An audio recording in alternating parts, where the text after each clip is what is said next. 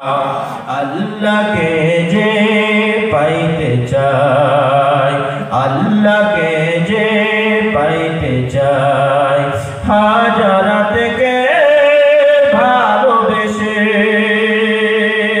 আরশ কুরসি লৌহ কলম না চাইতে পেয়েছে সে।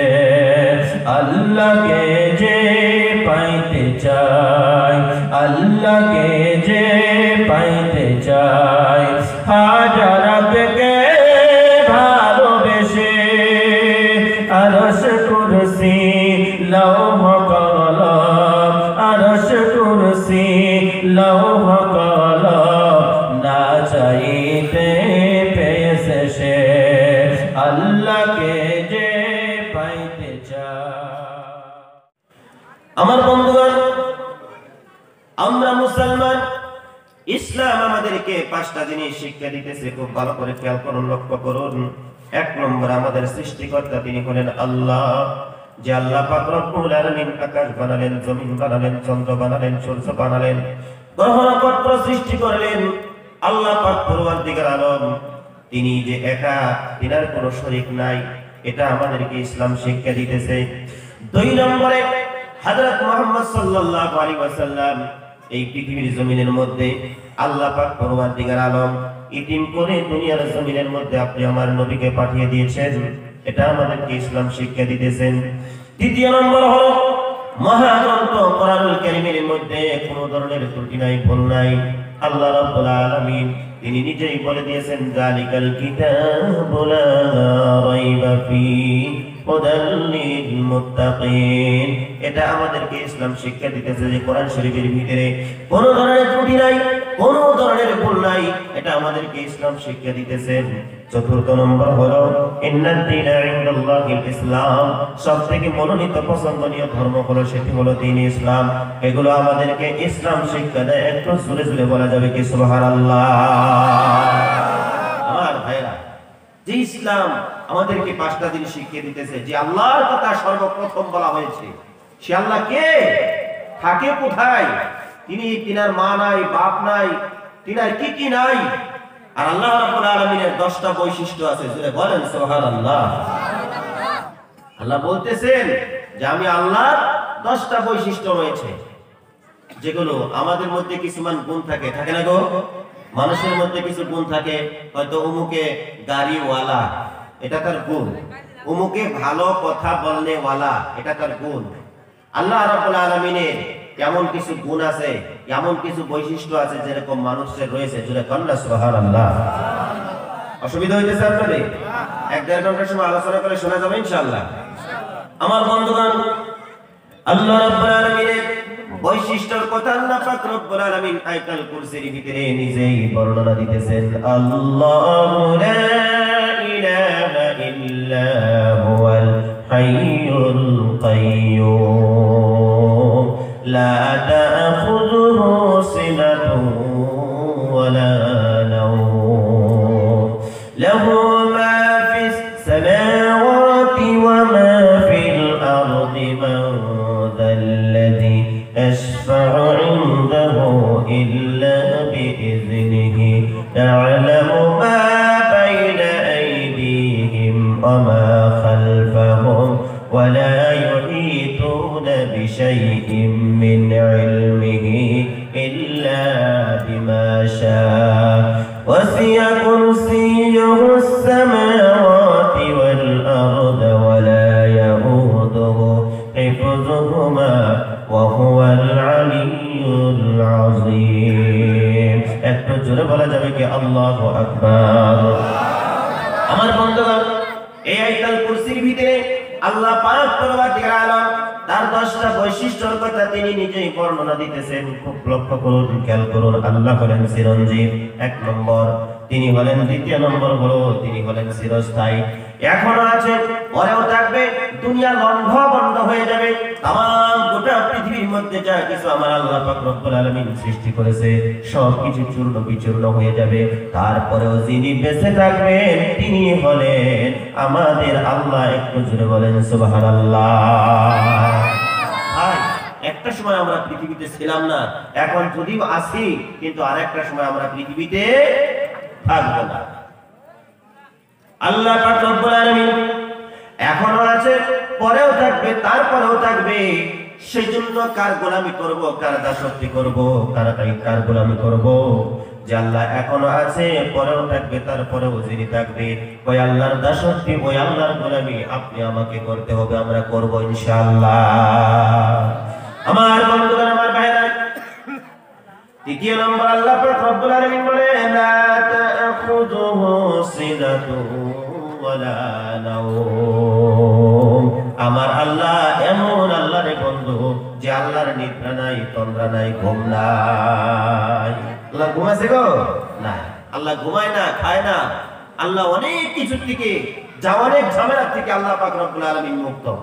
যেমন আমরা সারাদিন কষ্ট করার পরে, এই যে আমরা সবজি ক্ষেত করেছি, কেউ বা বেগুন ক্ষেত করেছি, হ্যাঁ, কেউ বা অন্য সবজি করেছি। এই যে সারাদিন আমরা সবজি ক্ষেতের মধ্যে কষ্ট করার পরে শরীরের মধ্যে একটা ক্লান্তি আসে, আসার পরে রাত্রে বিছানার মধ্যে শুয়ে পড়ি। বন্ধুগণ, আল্লাহ পাক রব্বুল আলামিন তিনি এমন আল্লাহ, না কোনো ক্লান্তি নাই, কোনো আলসি নাই। জোরে জোরে কন্যা সুবহানাল্লাহ। আমার বন্ধুগণ, আমার ভাইয়া, আল্লাহ পাক পরওয়ারদিগার আলম কত দয়াবান, মেহেরবান, যে আল্লাহ রাব্বুল আলামিন তিনি নিজেই বর্ণনা দিতেছেন, বান্দারে আমি আল্লাহ তোমাদেরকে পৃথিবীর জমিনের মধ্যে যত মাখলুকাত আমি আল্লাহ পাক রব্বুল আলামিন সৃষ্টি করেছি, সবার থেকে তোমাদেরকে আমি আল্লাহ পাক রব্বুল আলামিন শ্রেষ্ঠত্ব করে তোমাদেরকে সৃষ্টি করেছি। আমার বন্ধুগণ, আল্লাহ আমাদেরকে সবার থেকে শ্রেষ্ঠ করে তৈরি করেছেন, কিন্তু আমরা শ্রেষ্ঠত্ব পেয়েও কিন্তু আমরা যেগুলো কাজ করি মানুষের মতন কাজ করি না। কথা বলেন ঠিক কিনা? চুরি, ডাকাতি, বদমাশি, চাঁদাবাজি, ধোঁকাবাজি কে করে? এগুলো মুসলমানেরা করে, এগুলো মানুষে করে। কিন্তু গরু, ছাগল, ভেড়া, বকরি এগুলো বদমাশি করে না। ওরা বুঝেই না, করবে কোথা থেকে। আমরা বুঝেও না বুঝার ভাও ধরে বসে থাকি। ময়দানে হাসরের দিন জবাব দিতে হতে হবে। ভাই, আল্লাহ আমাদেরকে জ্ঞান দিয়েছে, বিবেক দিয়েছে, বুদ্ধি দিয়েছে। এই বুদ্ধি যেই জায়গার মধ্যে খাটালে আল্লাহ খুশি হবে, সন্তুষ্ট হবে, আপনি জ্ঞান করে সেই জায়গার মধ্যে খাটাতে হবে। যেটা বলেন না সুবহানাল্লাহ। কষ্ট হইতেছে আপনাদের? আমার বাচ্চারা খুব গভীর মনোযোগ দিয়ে শোনেন। আল্লাহ পাক পরওয়ারদিগার আলম বলেন, মুসা কালিমুল্লাহ আল্লাহর সঙ্গে ঠেডামি করতেন, জানেন? আল্লাহর সঙ্গে দুইজন নবী খুব চতুর ছিল। সুবহানাল্লাহ কর। দুইজন নবী খুব চতুর ছিল। একজন হলো সুলাইমান আলাইহিস সালাতু ওয়াস সালাম, আরেকজন হলো মুসা আলাইহিস সালাতু ওয়াস সালাম। এই দুইজন নবী খুব চালাক ছিল। আমরা এখানে যতগুলো মানুষ বসছি, আমাদের এখানে সবাই কিন্তু সমান চালাক না। নবীদের মধ্যেও এরকম সব নবী কিন্তু চালাক ছিল না। মুসা কালিমুল্লাহ খুব চালাক ছিলেন, সুলাইমান আলাইহিস সালাতু ওয়াস সালামও খুব চালাক ছিলেন। আমার বন্ধুগণ, আমার আল্লাহ পাক রব্বুল আলামিনকে মুসা কালিমুল্লাহ প্রশ্ন করতে, পরওয়ারদিগার আলম তোমার কি বাপ নাই, তোমার কি মা নাই, তুমি কি ঘুমাসো না? আল্লাহ বলেন, মুসা রে, আমি যদি রাতের বেলা যদি ঘুমাসিয়া যাই, দিনের বেলা যদি আমি ঘুমাসিয়া যাই, তামাম গোটা পৃথিবীর মধ্যে যত মাখলুকাত রয়েছে, আমি আল্লাহ যদি ঘুমন্ত অবস্থায় থাকি, তাহলে সমস্ত মাখলুকাতের কি জানি ক্ষতি হয়ে যাবে। আমি আল্লাহর নিদ্রা নাই, তন্দ্রা নাই, এগুলো ঝামেলার থেকে আমি আল্লাহ মুক্ত। যদি বলুন সুবহানাল্লাহ। সারাদিন মানুষে কর্ম করবে, প্রাণীরা কষ্ট করে, মেহনত করে। আল্লাহ পাক পরওয়ারদিগার আলম বলে, এই যে রাত্র আমি আল্লাহ পাক রব্বুল আলামিন তাদেরকে দান করেছি, নিয়ামত দিয়েছি, এই রাত্রটা বান্দাদেরকে, মাখলুকদেরকে, মানুষদেরকে আল্লাহ পাক রব্বুল আলামিন নিয়ামত দিয়েছে। ভাইগো, তামাম গোটা পৃথিবীর মধ্যে যত মাখলুকাত রয়েছে, এবার তাকায়া দেখুন, সমস্ত মাখলুকাত গুলো আপন আপন বাসার মধ্যে নিজের বাচ্চা নিয়ে তারা ঘুমন্ত অবস্থার মধ্যে রয়েছে। আমার বাচ্চারা সকালবেলা খালি পেটে তারা বাড়ি থেকে বের হয়েছিল, আবার ভরা পেটে সন্ধ্যার সময় বাসার মধ্যে ফিরিয়ে দিয়ে বাচ্চাদেরকে নিয়ে তারা আরামের সাথে ঘুমাসিয়া গেছে। এই ব্যবস্থা যিনি করে দিলেন তিনি বলেন আমাদের আল্লাহ। জুড়ে বলেন সুবহানাল্লাহ। ওয়া মুসলমান ভাইরা, গভীর মনোযোগ দিয়ে শুনুন। এ বন্ধু, আল্লাহ পাক রব্বুল আলামিন আমাদেরকে এত এত নিয়ামতগুলো দান করলেন, সেই নিয়ামতের শুকরিয়া প্রশংসা আদায় করতে হবে। আল্লাহ কোরআন শরীফের ভিতরে জানিয়ে দিলেন, লা ইন শাকারতুম লা আযীদান্নাকুম ওয়া লা ইন কাফারতুম ইন্না আযাবি লাশাদীদ। আল্লাহ পাক পরওয়ারদিগার আলম বলে, বান্দারে আমি আল্লাহ তোমাদেরকে যতগুলো নিয়ামত দান করেছি, সেই নিয়ামত পেয়ে যদি নিয়ামতের প্রশংসা করতে পারো, শুকরিয়া যদি আদায় করতে পারো বান্দা, আমি আল্লাহ তোমাদের নিয়ামতকে বাড়িয়ে দিব।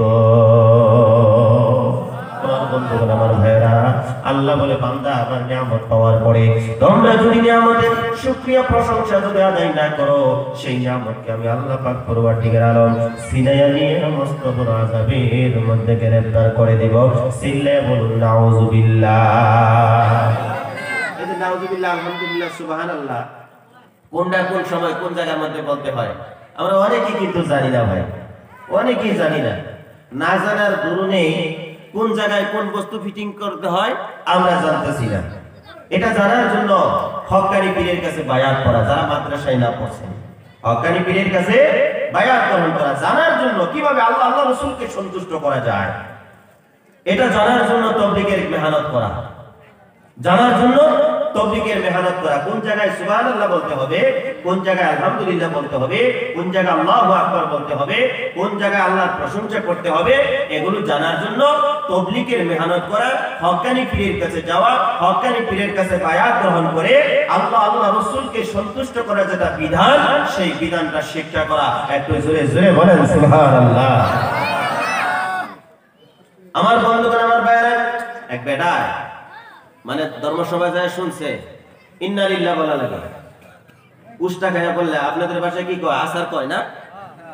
এই বৃষ্টি পড়তেছে, ধরেন ধারাকার বৃষ্টি পড়তেছে, বেটা রাস্তা দিকে গেছে, তো আসার খাইয়া পড়ছে, করার পরে পড়া লাগছিল ইন্না লিল্লাহ, এই বেটা কয় আলহামদুলিল্লাহ, কয় আলহামদুলিল্লাহ, ফইরা নিয়েও আল্লাহর প্রশংসা করতেছে। আমার বন্ধুগণ, মেট্রিক পরীক্ষায় আপনার ছেলে পাস করেছে, আল্লাহর প্রশংসা করবেন, আলহামদুলিল্লাহ, আল্লাহু আকবার বলবেন। আপনার মেয়ে বিবাহ হয়েছে, বিবাহ হওয়ার পরে মেয়েটার ঘরে সন্তান আল্লাহ দান করেছে, ছেলেই দিয়েছে বা মেয়ে দিয়েছে, খবর আসছে আপনার কানের মধ্যে, ফোনে যদি খবর আসছে আপনার মেয়ের জামাই হোক বা ওই পরিবারের থেকে যে কোনো মানুষ হোক, ফোনে যোগ্য হোক, যেমনি হোক, আপনাকে কি করছে খবর জানাইছে, জানানোর সঙ্গে সঙ্গে আপনি আল্লাহর শুকরিয়া আদায় করবেন, আলহামদুলিল্লাহ, আল্লাহু আকবার। এইভাবে করে যদি প্রশংসা আদায় করেন, শুকরিয়া আদায় করেন, আমার আল্লাহ পাক রব্বুল আলামিন সন্তুষ্ট হবে। একবার আলহামদুলিল্লাহ বলার বিনিময়ে আল্লাহ পাক রব্বুল আলামিন বান্দার আমলনামার মধ্যে নেকি দিয়ে দিবে। জোরে বলুন সুবহানাল্লাহ। কিন্তু আমরা আল্লাহর প্রশংসা যদি শুনি যে কন্যা সন্তান হয়েছে, তাহলে আমরা কই আচ্ছা ওবনি, কন্যা সন্তান যদি হয়েছে তাহলে ওবনি, যদি ছেলে হয়েছে ও আলহামদুলিল্লাহ আলহামদুলিল্লাহ আলহামদুলিল্লাহ ভালো।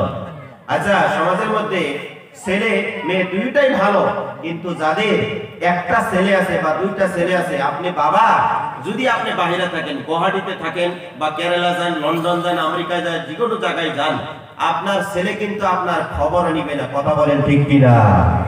আর আপনার মেয়ে এমন খবর নিবে, মাকে জিজ্ঞেস করবে, আম্মু আব্বা কই গেছে, দেখবেন বলবে আব্বাকে ফোন লাগাও, আপনার সঙ্গে কথা বলবে।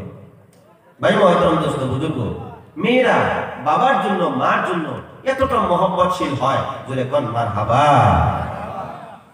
আমার বন্ধুগণ, সেজন্য আল্লাহ রাব্বুল আলামিনের শুকরিয়া প্রশংসা সব সময় আদায় করতে হবে। ছেলে দেওয়ালা মালিকটা হয়েছেন আল্লাহ, মেয়ে দেওয়া মালিক হয়েছে আমার আল্লাহ। যাদেরকে আমারও ছেলেও দেয় নাই, মেয়েও দেয় নাই, আল্লাহর কাছে যদি চায়, আল্লাহ তুমি আমাকে ছেলে দাও, আল্লাহ তুমি আমাকে মেয়ে দাও, আল্লাহ যদি ইচ্ছা করে তাদেরকে ছেলে সন্তান উভয়টা দিতে পারে। আমার বন্ধুগণ, আপনি সুখে থাকেন, বিপদে থাকেন, মুসিবতে থাকেন, যে কোনো হালতে থাকেন না কেন, ওই আল্লাহর প্রশংসা, আল্লাহর শুকরিয়া সব সময় আপনাকে আদায় করতে হবে। যদি বলুন সুবহানাল্লাহ। আমার বন্ধুগণ, আমার ভাইরা, আমার আল্লাহ পাক রব্বুল আলামিনের কুদরতের কথা কি বয়ান করব, আমার আল্লাহ পাক রব্বুল আলামিনের রহমতের কথা কি বয়ান করব। আল্লাহ পাক পরওয়ারদিগার আলম কোরআন শরীফের ভিতরে জানিয়ে দিলেন, কুল আরাআইতুম ইন আখাযাল্লাহু সামআকুম ওয়া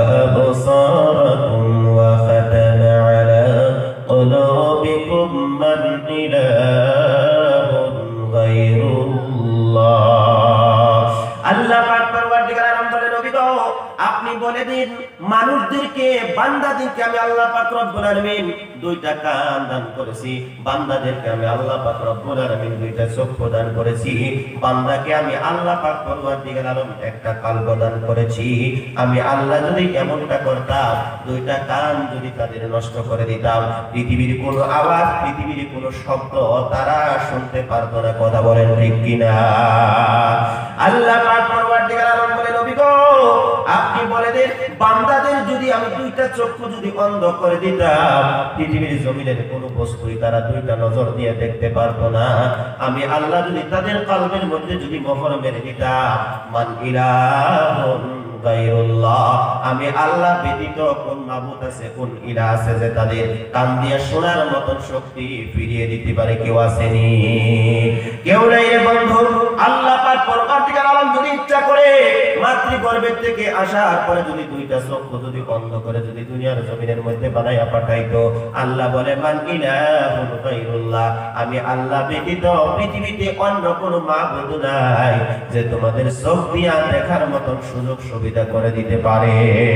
জোরে বল সুবহানাল্লাহ।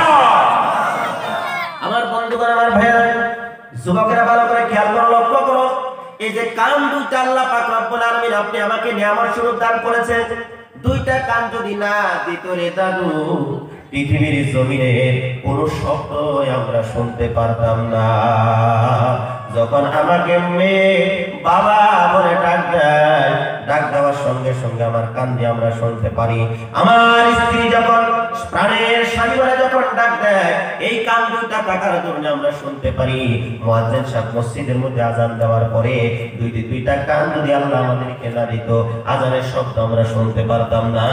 বন্ধুগণ, আমার ভাইরা, এই দুইটা কান আল্লাহ পাক রব্বুল আলামিন দিয়েছে। পৃথিবীর যত আওয়াজ আছে, যত শব্দ আছে, এই দুইটা কান দিয়ে আমরা শুনতে পারি। জোরে জোরে বলুন সুবহানাল্লাহ।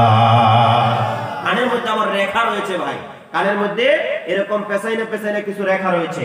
আল্লাহ যদি সরাসরি যদি কানটা বানাইতো, তাহলে পৃথিবীর যেগুলো আওয়াজ, এই যে আমি যে মাইকে কথা বলতেছি, এই যে আওয়াজটা হচ্ছে, এটা যদি সরাসরি আপনার যদি কানের মধ্যে যদি পৌঁছে যাইতো, তাহলে আপনি পাগল হয়ে যেতেন, আপনার পাগল হয়ে যেতেন, আপনার মাথায় কুলাতো না। আল্লাহ পাক রব্বুল আলামিন এই কানের মধ্যে পর্দা দিয়েছে। সর্বপ্রথম আওয়াজটা বড় পর্দার মধ্যে লাগবে, তারপরে নিচু পর্দায়, তারপরে আরেকটা পর্দা, তারপরে আরেকটা পর্দা, অনেকগুলো পর্দা আল্লাহ তাবারাক তাআলা এই কানের মধ্যে দিয়েছে। আস্তে করে নিয়ে আপনার ব্রেনের মধ্যে শব্দটা পৌঁছে দেয় যে হুজুর বর্তমানে এই কথাটা বলতেছে। জোরে কন্না সুবহানাল্লাহ। আবার এই শক্তি বুঝানোর জন্য শক্তি যিনি দিলেন তিনি হলেন আল্লাহ। ও মুসলমান, আল্লাহর দাসত্ব, আল্লাহর গোলামি কেন করবেন না?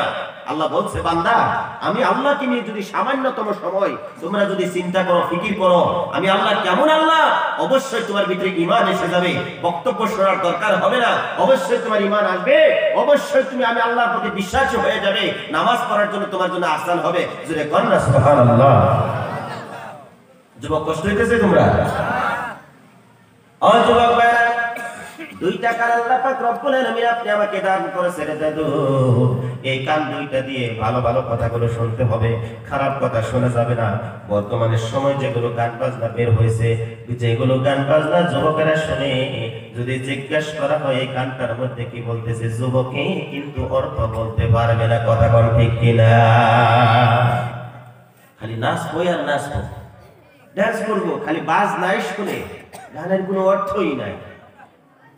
ভাইরা, এই যে দুইটা কান আল্লাহ তাবারাক তাআলা আপনি আমাকে দিয়েছে, ভালো ভালো কথাগুলো আপনি আমাদেরকে শুনতে হবে, কোরআন হাদিসের কথা সেগুলো আমাদেরকে শুনতে হবে। আমার বন্ধুগণ, দুইটা চোখ আল্লাহ তাবারাক তাআলা আপনি আমাকে নিয়ামত স্বরূপ দান করলেন। আল্লাহর সৃষ্টি যা কিছু আপনারা দেখবেন, দেখার পরে আল্লাহর প্রশংসা করবেন, শুকরিয়া আদায় করবেন। কারণ যাদের দুইটা চক্ষু নাই রে, মহাব্বতের সন্তান কখনো দেখতে পারে না। সন্তানে বাবা বলে যখন তাকে এরকম চোখটা বন্ধ করে তার শরীরটা বুলাইয়া দেয়, শরীরটার মধ্যে হাত দেয়। বন্ধুগণ, আমার ভাইয়েরা, আমাদেরকে আল্লাহ সন্তান দেখার মতন সুবিধা করে দিলেন। তামাম গোটা পৃথিবীর মধ্যে যত মাখলুকাত রয়েছে, দুইটা নজর দিয়ে যখন তাকাই গো, পৃথিবীর কত কত জায়গার মধ্যে আমরা যাই, হাজার হাজার মানুষ দেখতে পাই, হাজার হাজার মাখলুকাত আমরা দেখতে পাই। বন্ধু, এই চোখ দুইটার নিয়ামতের কথা যদি আল্লাহ যদি কিয়ামতের দিন জিজ্ঞাসা করে, বান্দারে দুইটা চোখ দিছিলাম, এই চোখ দিয়া তুই কয়দিন কোরআন শরীফ দেখে দেখে তেলাওয়াত করেছিস? কয়দিন তুই বিশ্বনবীর হাদিসগুলো তুই তেলাওয়াত করেছিস? বিশ্বনবীর হাদিসগুলো তুই পড়েছিস? আল্লাহ যদি প্রশ্ন করে আমরা জবাব দিতে পারবো না। যুবক বন্ধুদেরকে অনুরোধ করে বলে যাব, যুবকরে তোমরা যারা কোরআন শরীফ তেলাওয়াত করতে জানো না, মসজিদের মক্তবের শিক্ষকের নিকটে চলে যাও, মসজিদের ইমাম সাহেবের নিকটে চলে যাও, যায় বলে, হুজুর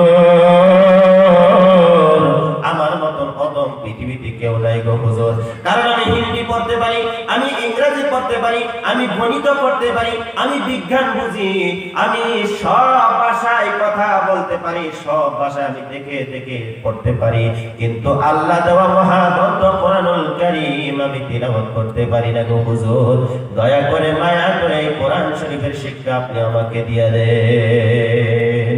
যুবক, আজকে থেকে 24টা ঘন্টার ভিতরে আমি অনুরোধ করে গেলাম, একটা করে ঘন্টা বা আধা ঘন্টার সময় ভালো হক্কানি আলিম যদি আছে তোমাদের এলাকায়, তোমাদের এলাকার মধ্যে যদি হক্কানি হাফিজ যদি আছে, টিউশন রেখে হলেও তাদের কাছ থেকে আল্লাহকে ওয়াস্তে কোরআন শরীফটা শিক্ষা করো, কারণ কোরআনের শিক্ষার মতন দ্বিতীয় শিক্ষা পৃথিবীতে আর নেই। জোরে জোরে বলেন সুবহানাল্লাহ।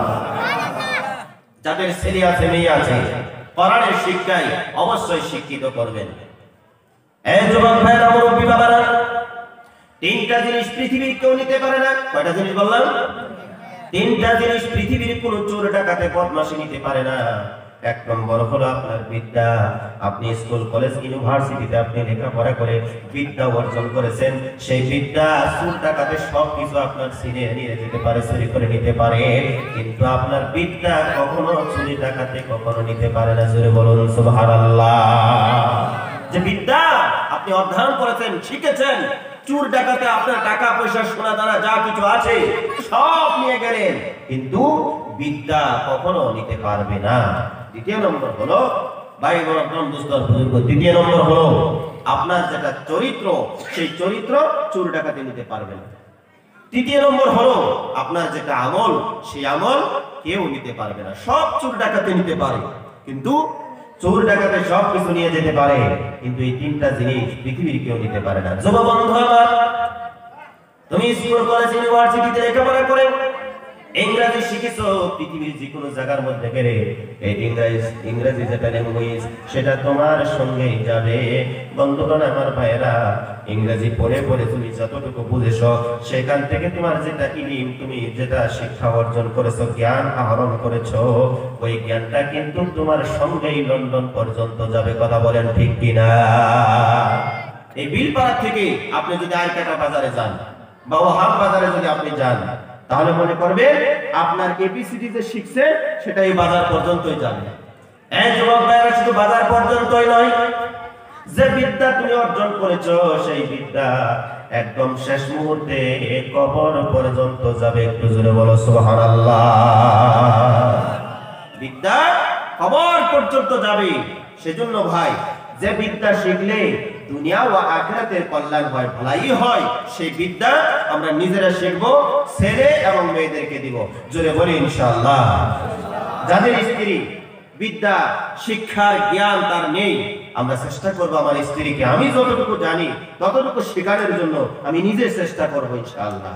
আমি নামাজি, আমি ইচ্ছা করব, আমি মেহনত করবো আমার স্ত্রীর পিছনে, যে আমি নামাজ পড়ে জান্নাতি হয়ে গেলে আমার স্ত্রী যদি জাহান্নামী হয়ে যায়, আমার স্ত্রীকেও নামাজি বানাতে হবে।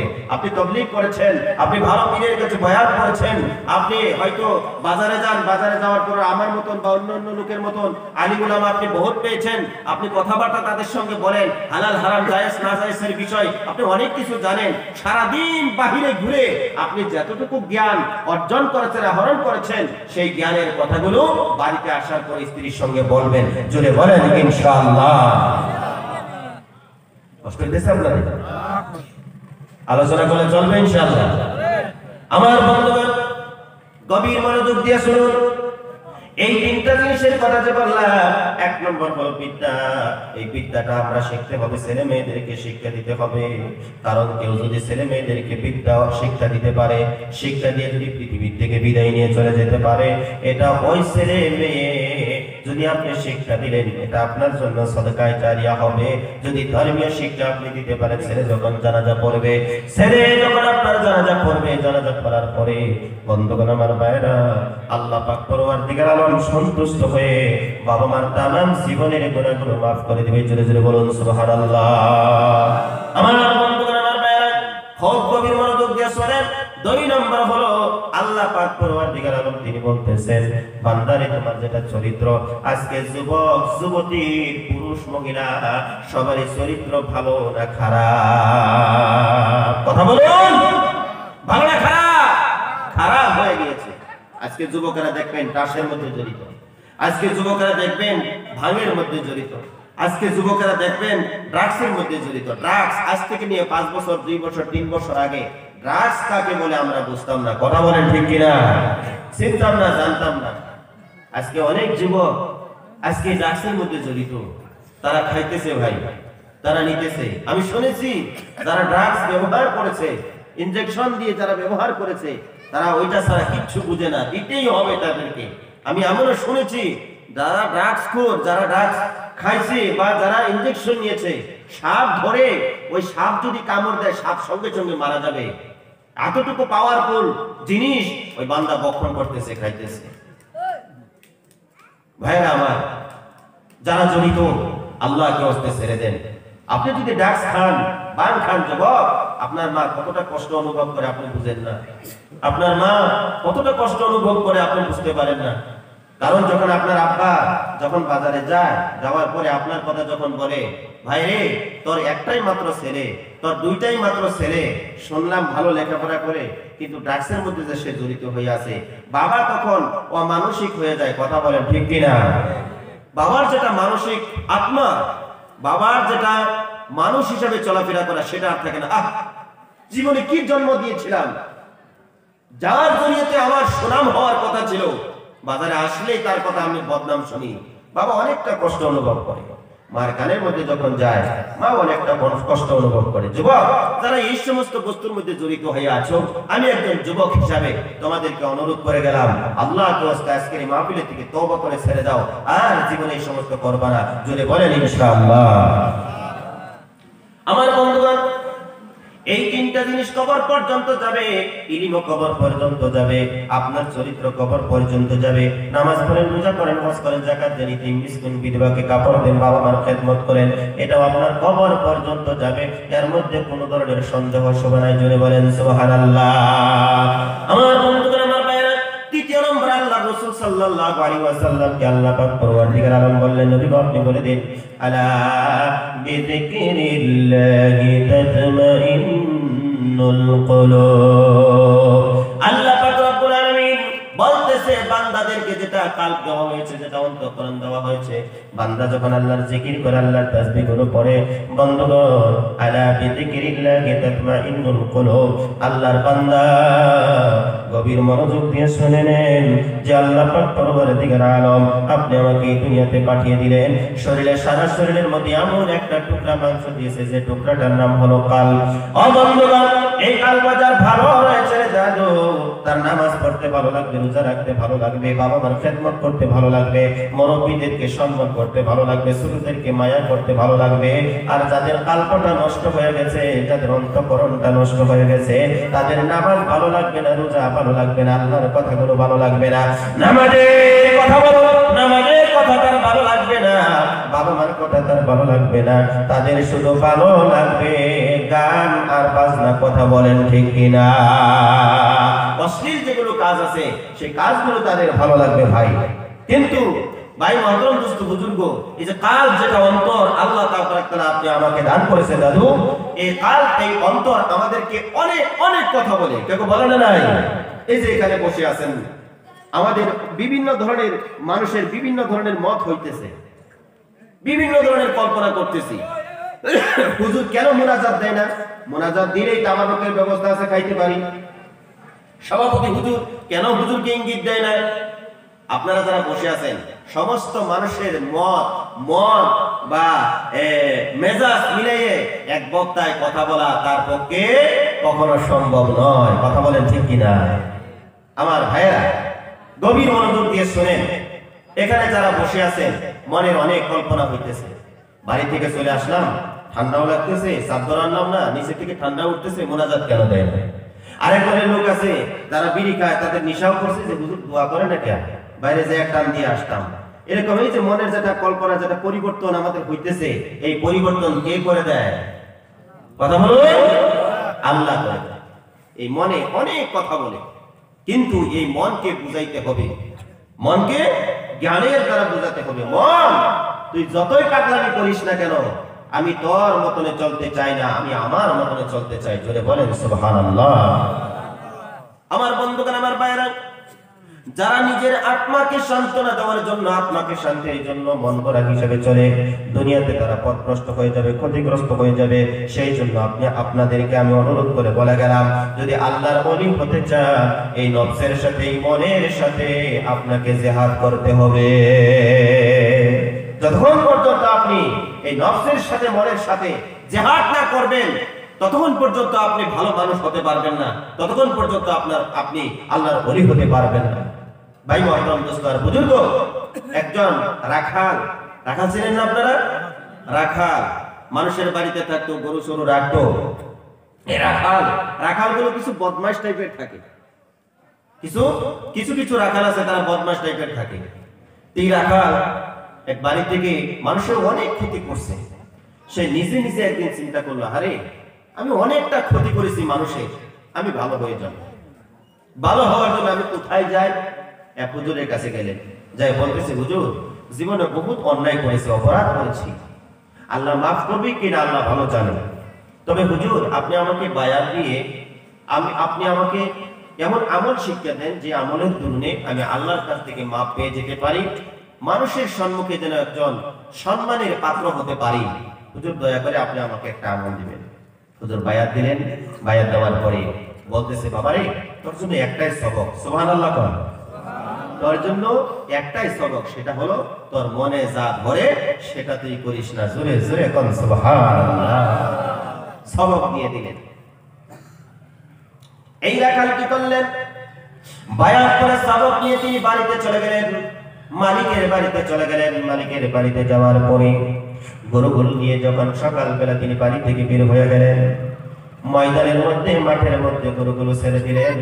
সন্ধ্যা হয়ে গেছে, রাখাল চিন্তা করতেছে সন্ধ্যা হয়ে গেল, গরু এবার বাড়িতে নিয়ে বাঁধবে বকে। গরু তো একা একাই বাড়ির দিকে চলে যাচ্ছে, মানুষের ধান খাইতেছে, মানুষের অনিষ্টি করতেছে, ক্ষতি করতেছে। রাখাল বলে, আমার মন বলতেছে ওই যে ধানগুলো খাইতেছে, ধান খেতে থেকে গরুটা ফিরে নিয়ে আসি। তখন বলে, না না না, আমার মনে বলতেছে, মনের সঙ্গে যেটা বলে, ওই নফসের সঙ্গে আমার হুজুর বলেছে জিহাদ করার জন্য। ধান খাইতেছে খাক, আমার কোনো যায় আসে না। সন্ধ্যা হয়ে গেছে, গরু এবার বাড়ির দিকে রওনা দিয়েছে। চিন্তা করে গরু এবার বাঁধবে কে? তিনি বলতেছে, যে মন ধরে সে বান্ধব, আমার কোনো যায় আসে না। বন্ধুগণ আমার ভাইয়েরা, এইভাবে করে যে জায়গার মধ্যে বসেছিল চিন্তা করতে করতে করতে করতে রাত্র হয়ে গেল। রাত্র হয়ে যাওয়ার পরে একদিন, 2 দিন, 3 দিন, 4 দিন, 5 দিন এইভাবে করে চলে যাইতেছে। মন বলতেছে বাড়ি যা, খিদা লাগছে, খানা খা। বলে, না না না, মন যদি বলতেছে আমার খানা খাওয়ার জন্য, আমি খাবো না, এখানেই বসে থাকবো। এরকম করে বসে থাকতে থাকতে থাকলেন। থাকার পরে কিছুদিন পর পানি আসলো। পানি আসার পরে তার এই সমান পর্যন্ত পানির তলে ডুবে গেল, আবার এই সমান পর্যন্ত ডুবে গেল। তিনি ধারণা করলেন আমি একটু দাঁড়াই। বলে, না না, দাঁড়ানো যাবে না। তিনি বলে বলে ভাবতেছে, পানি যদি আসে, যদি আমার উপর দিয়ে চলে যায়, আমি মরে যাব। চিন্তা করতে করতে করতে করতে যখন পানি আরো বেশি করে এসে গেল, পানির তলে চলে গেল, তিনি তাও চিন্তা করতেছে আমি এখান থেকে উঠবো না, কারণ আমার মন বলতেছে এখান থেকে উঠার জন্য। এই যে নফসের সাথে জিহাদ করলেন, তিনি নফসের সাথে জিহাদ করার পরে পানি আসলো, পানির তলে ডুব গেল, বুড় গেল। আমার বন্ধুগণ আমার ভাইরা, আল্লাহ পাক পরওয়ারদিগার আলম সন্তুষ্ট হয়ে গেলেন। বান্দা নফসের সঙ্গে জিহাদ করেছে, তার মনে যা ধরে সেটা সে করলো না। আল্লাহ পাক রব্বুল আলামিন ওজবি কি করলেন? অসম্বিতে সেখানে একটা মাটি দিয়ে, একটা বেষ্টন দিয়ে আল্লাহ পাক রব্বুল আলামিন তাকে হেফাজতের ব্যবস্থা করে দিলেন। জোরে বলুন সুবহানাল্লাহ। আমার বন্ধুগণ আমার ভাইরা, খুব ভালো করে খেয়াল করুন, লক্ষ্য করুন। আল্লাহ পাক পরওয়ারদিগার আলম কোরআন শরীফের ভিতরে জানিয়ে দিলেন, ওয়া কানা হাক্কান আলাইনা নাসরুল মুমিনিন। আল্লাহ পাক পরওয়ারদিগার আলম বলেন, মুমিন বান্দা হয়ে যদি তুমি পৃথিবীর যে কোনো জায়গা থেকে যদি তুমি ডাক দিতে পারো রে বান্দা, আমি আল্লাহ পাক রব্বুল আলামিন তুমি মুমিন হিসাবে আমি আল্লাহর উপরে ওয়াজিব হয়ে যায় তোমাকে সহায় করার জন্য। চিল্লাইয়া বলুন সুবহানাল্লাহ। আজকে তাম গোটা পৃথিবীর মধ্যে মানুষ অপমানিত, লাঞ্ছিত, বঞ্চিত কেন হইতেছে মানুষ? ও মুসলমান বাবাজিরা, আমাদের যেটা মনের যেটা খোরাক সেটা আমরা ফুলফিল দিতেছি, কিন্তু আমাদের মনে যা ধরতেছে সেটাই আমরা করতেছি, যার জন্য আল্লাহর মদদ আল্লাহর সহায় আমরা পাইতেছি না। কথা বলেন ঠিক কিনা? আল্লাহর আশিক নবীর পাগল, নিজেকে আগে বাঁচতে হবে, পরিবারকে বাঁচাতে হবে, গ্রামবাসী আত্মীয় স্বজনকে বাঁচাইতে হবে, নিজে মুমিন হইতে হবে, পরিবারের সবাইকে মুমিন বানাতে হবে, গ্রামবাসীকে মুমিন বানাইতে হবে, নিজে নামাজি অপরজনকে নামাজি বানাতে হবে, নিজে চরিত্রবান অপরজনকে চরিত্রবান বানাতে হবে, নিজে ভালো লোক অপরজনকে ভালো বানানোর জন্য চেষ্টা করতে হবে। আপনি ধনী মানুষ, চেষ্টা করতে হবে একজন গরিব মানুষকে কিভাবে ধনী বানানো যায়, আপনি তাকে কি করবেন? বুদ্ধি দিয়ে, পরামর্শ দিয়ে এগিয়ে নিয়ে যাবেন। দেখবেন এটা আপনার জন্য সদকায়ে জারিয়া হয়ে যাবে। শুধু সদকায়ে জারিয়া নয়, আপনি মুমিন হিসাবে আল্লাহর কাছে পরিচিত হয়ে যাবেন। জোরে বলেন সুবহানাল্লাহ। আল্লাহর বান্দারা মুমিন হয়ে, মুসলমান হয়ে যদি আল্লাহ পাক রব্বুল আলামিনকে যদি ডাক দিতে পারেন, আল্লাহ অবশ্যই মদদ করবে, সহায় করবে।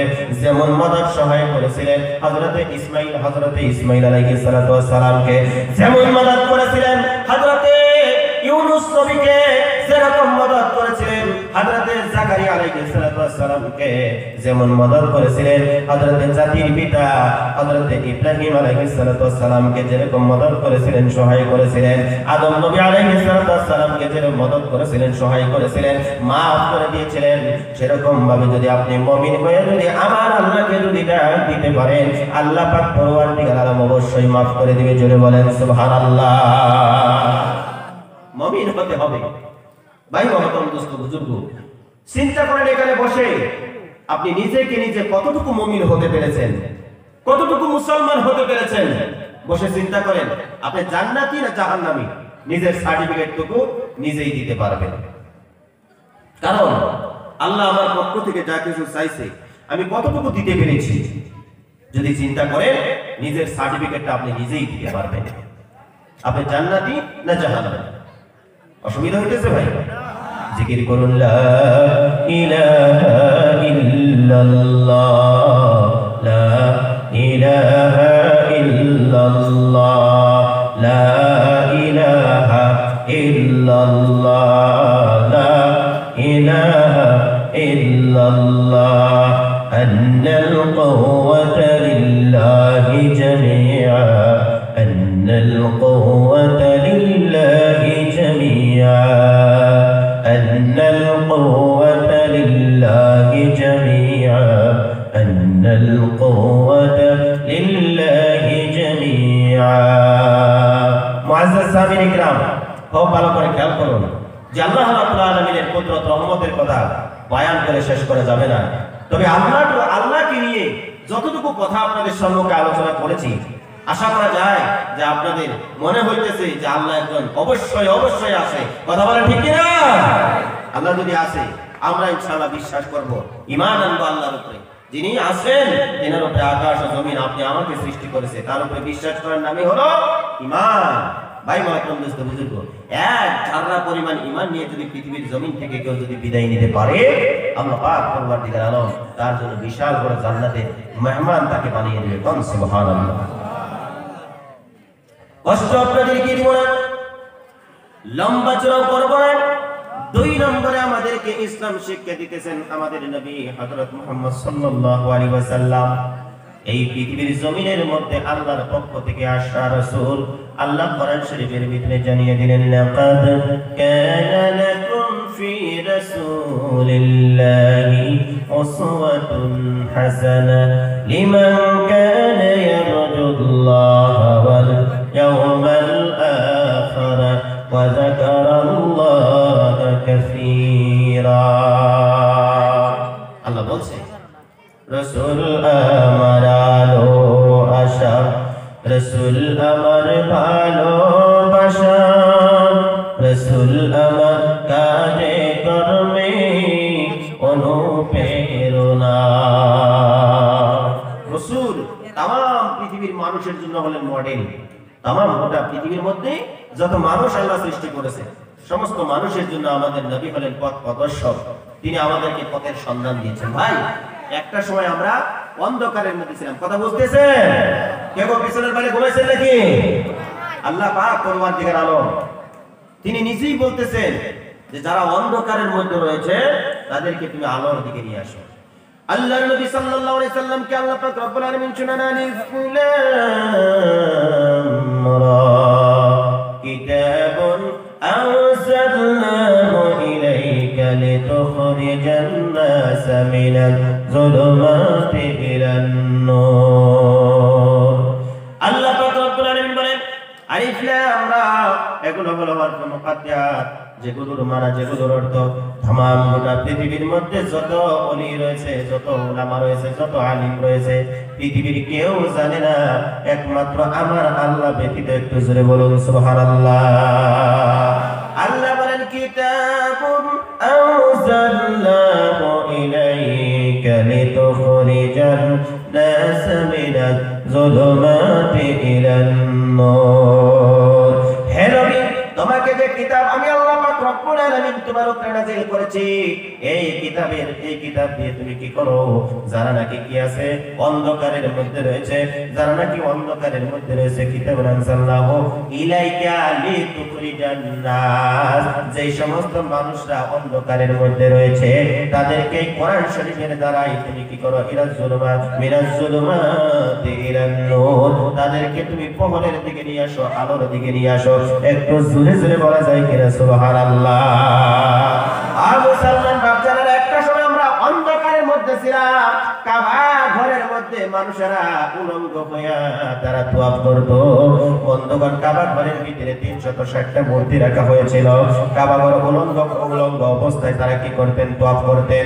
বন্ধুগণ, সেই জামানার মধ্যে মেয়েদেরকে জীবিত দাফন করা হতো, যেই জামানার মধ্যে নারী পুরুষ একসঙ্গে আনন্দ উল্লাস করত। বন্ধুগণ আমার ভাইয়েরা, মানুষের মধ্যে মানবতা ছিল না।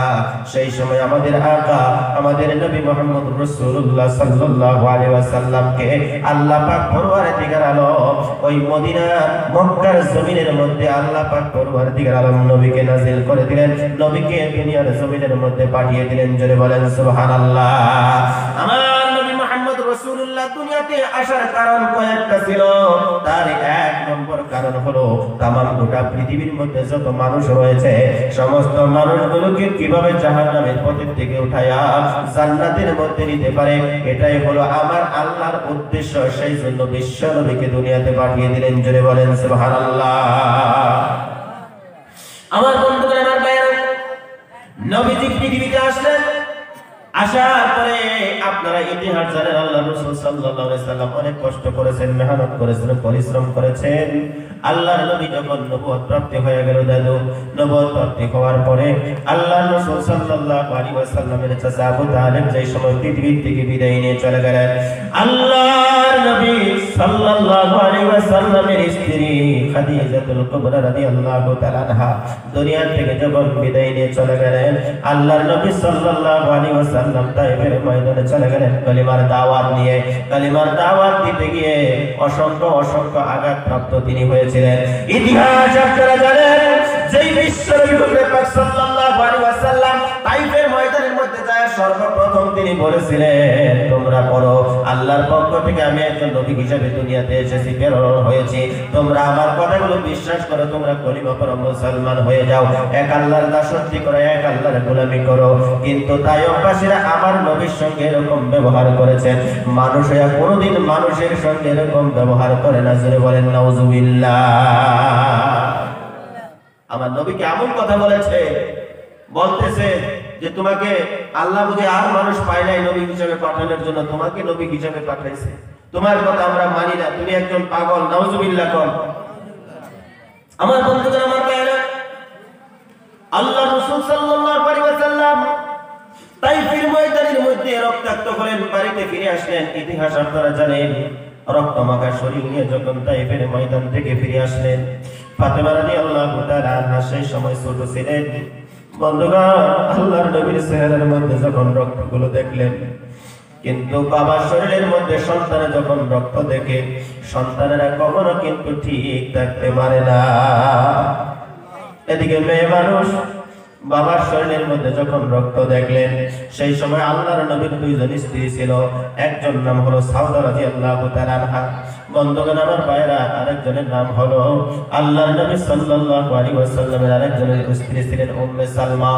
আমার বন্ধুগণ, আল্লাহর রাসূল রক্ত মাখা শরীরে যখন বাড়িতে আসলেন, ফাতেমা রাদিয়াল্লাহু তাআলা আনহা বাবার চেহারার মধ্যে যখন রক্ত দেখলেন, তিনি হতাশ হয়ে বলতেছে, আল্লাহ, আমার বাবা ইতিম মানুষ, আমার বাবাকে কারা বাড়ি রক্তাক্ত করে বাড়ির দিকে পাঠিয়ে দিয়েছে।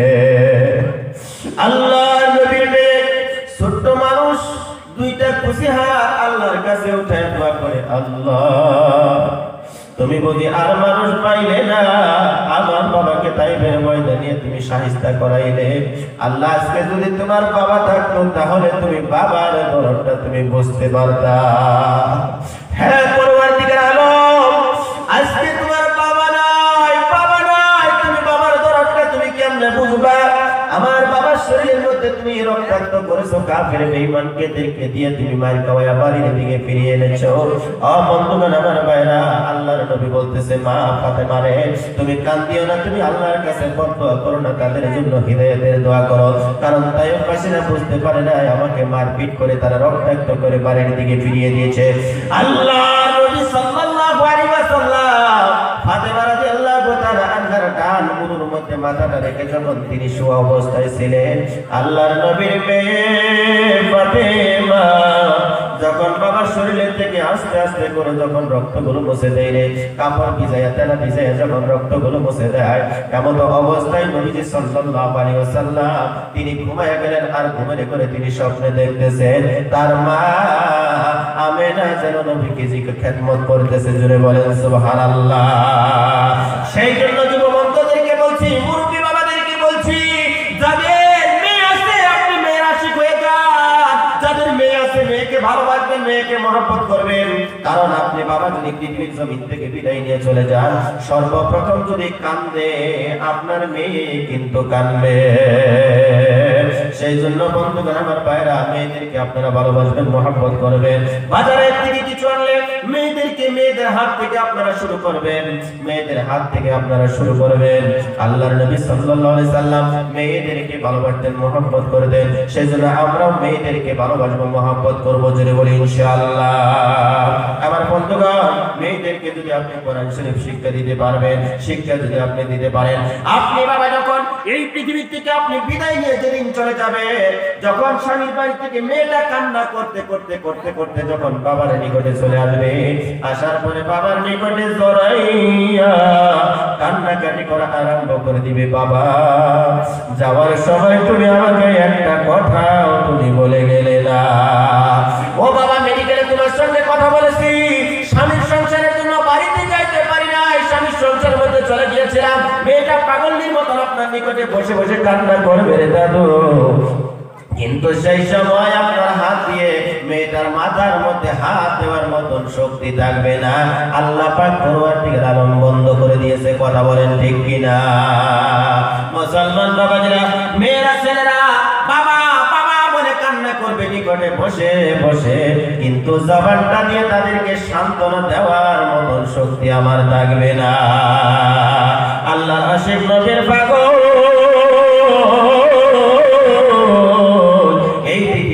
ছাড়তে হবে। আল্লাহ বলে, আইনামা তাকুনু ইদরিকুমুল মাউত ওয়ালাউ কুনতুম ফি বুরুজিন মুশাইয়াদা। এই পৃথিবী একদিন তোমাদেরকে ছাড়তে হবে।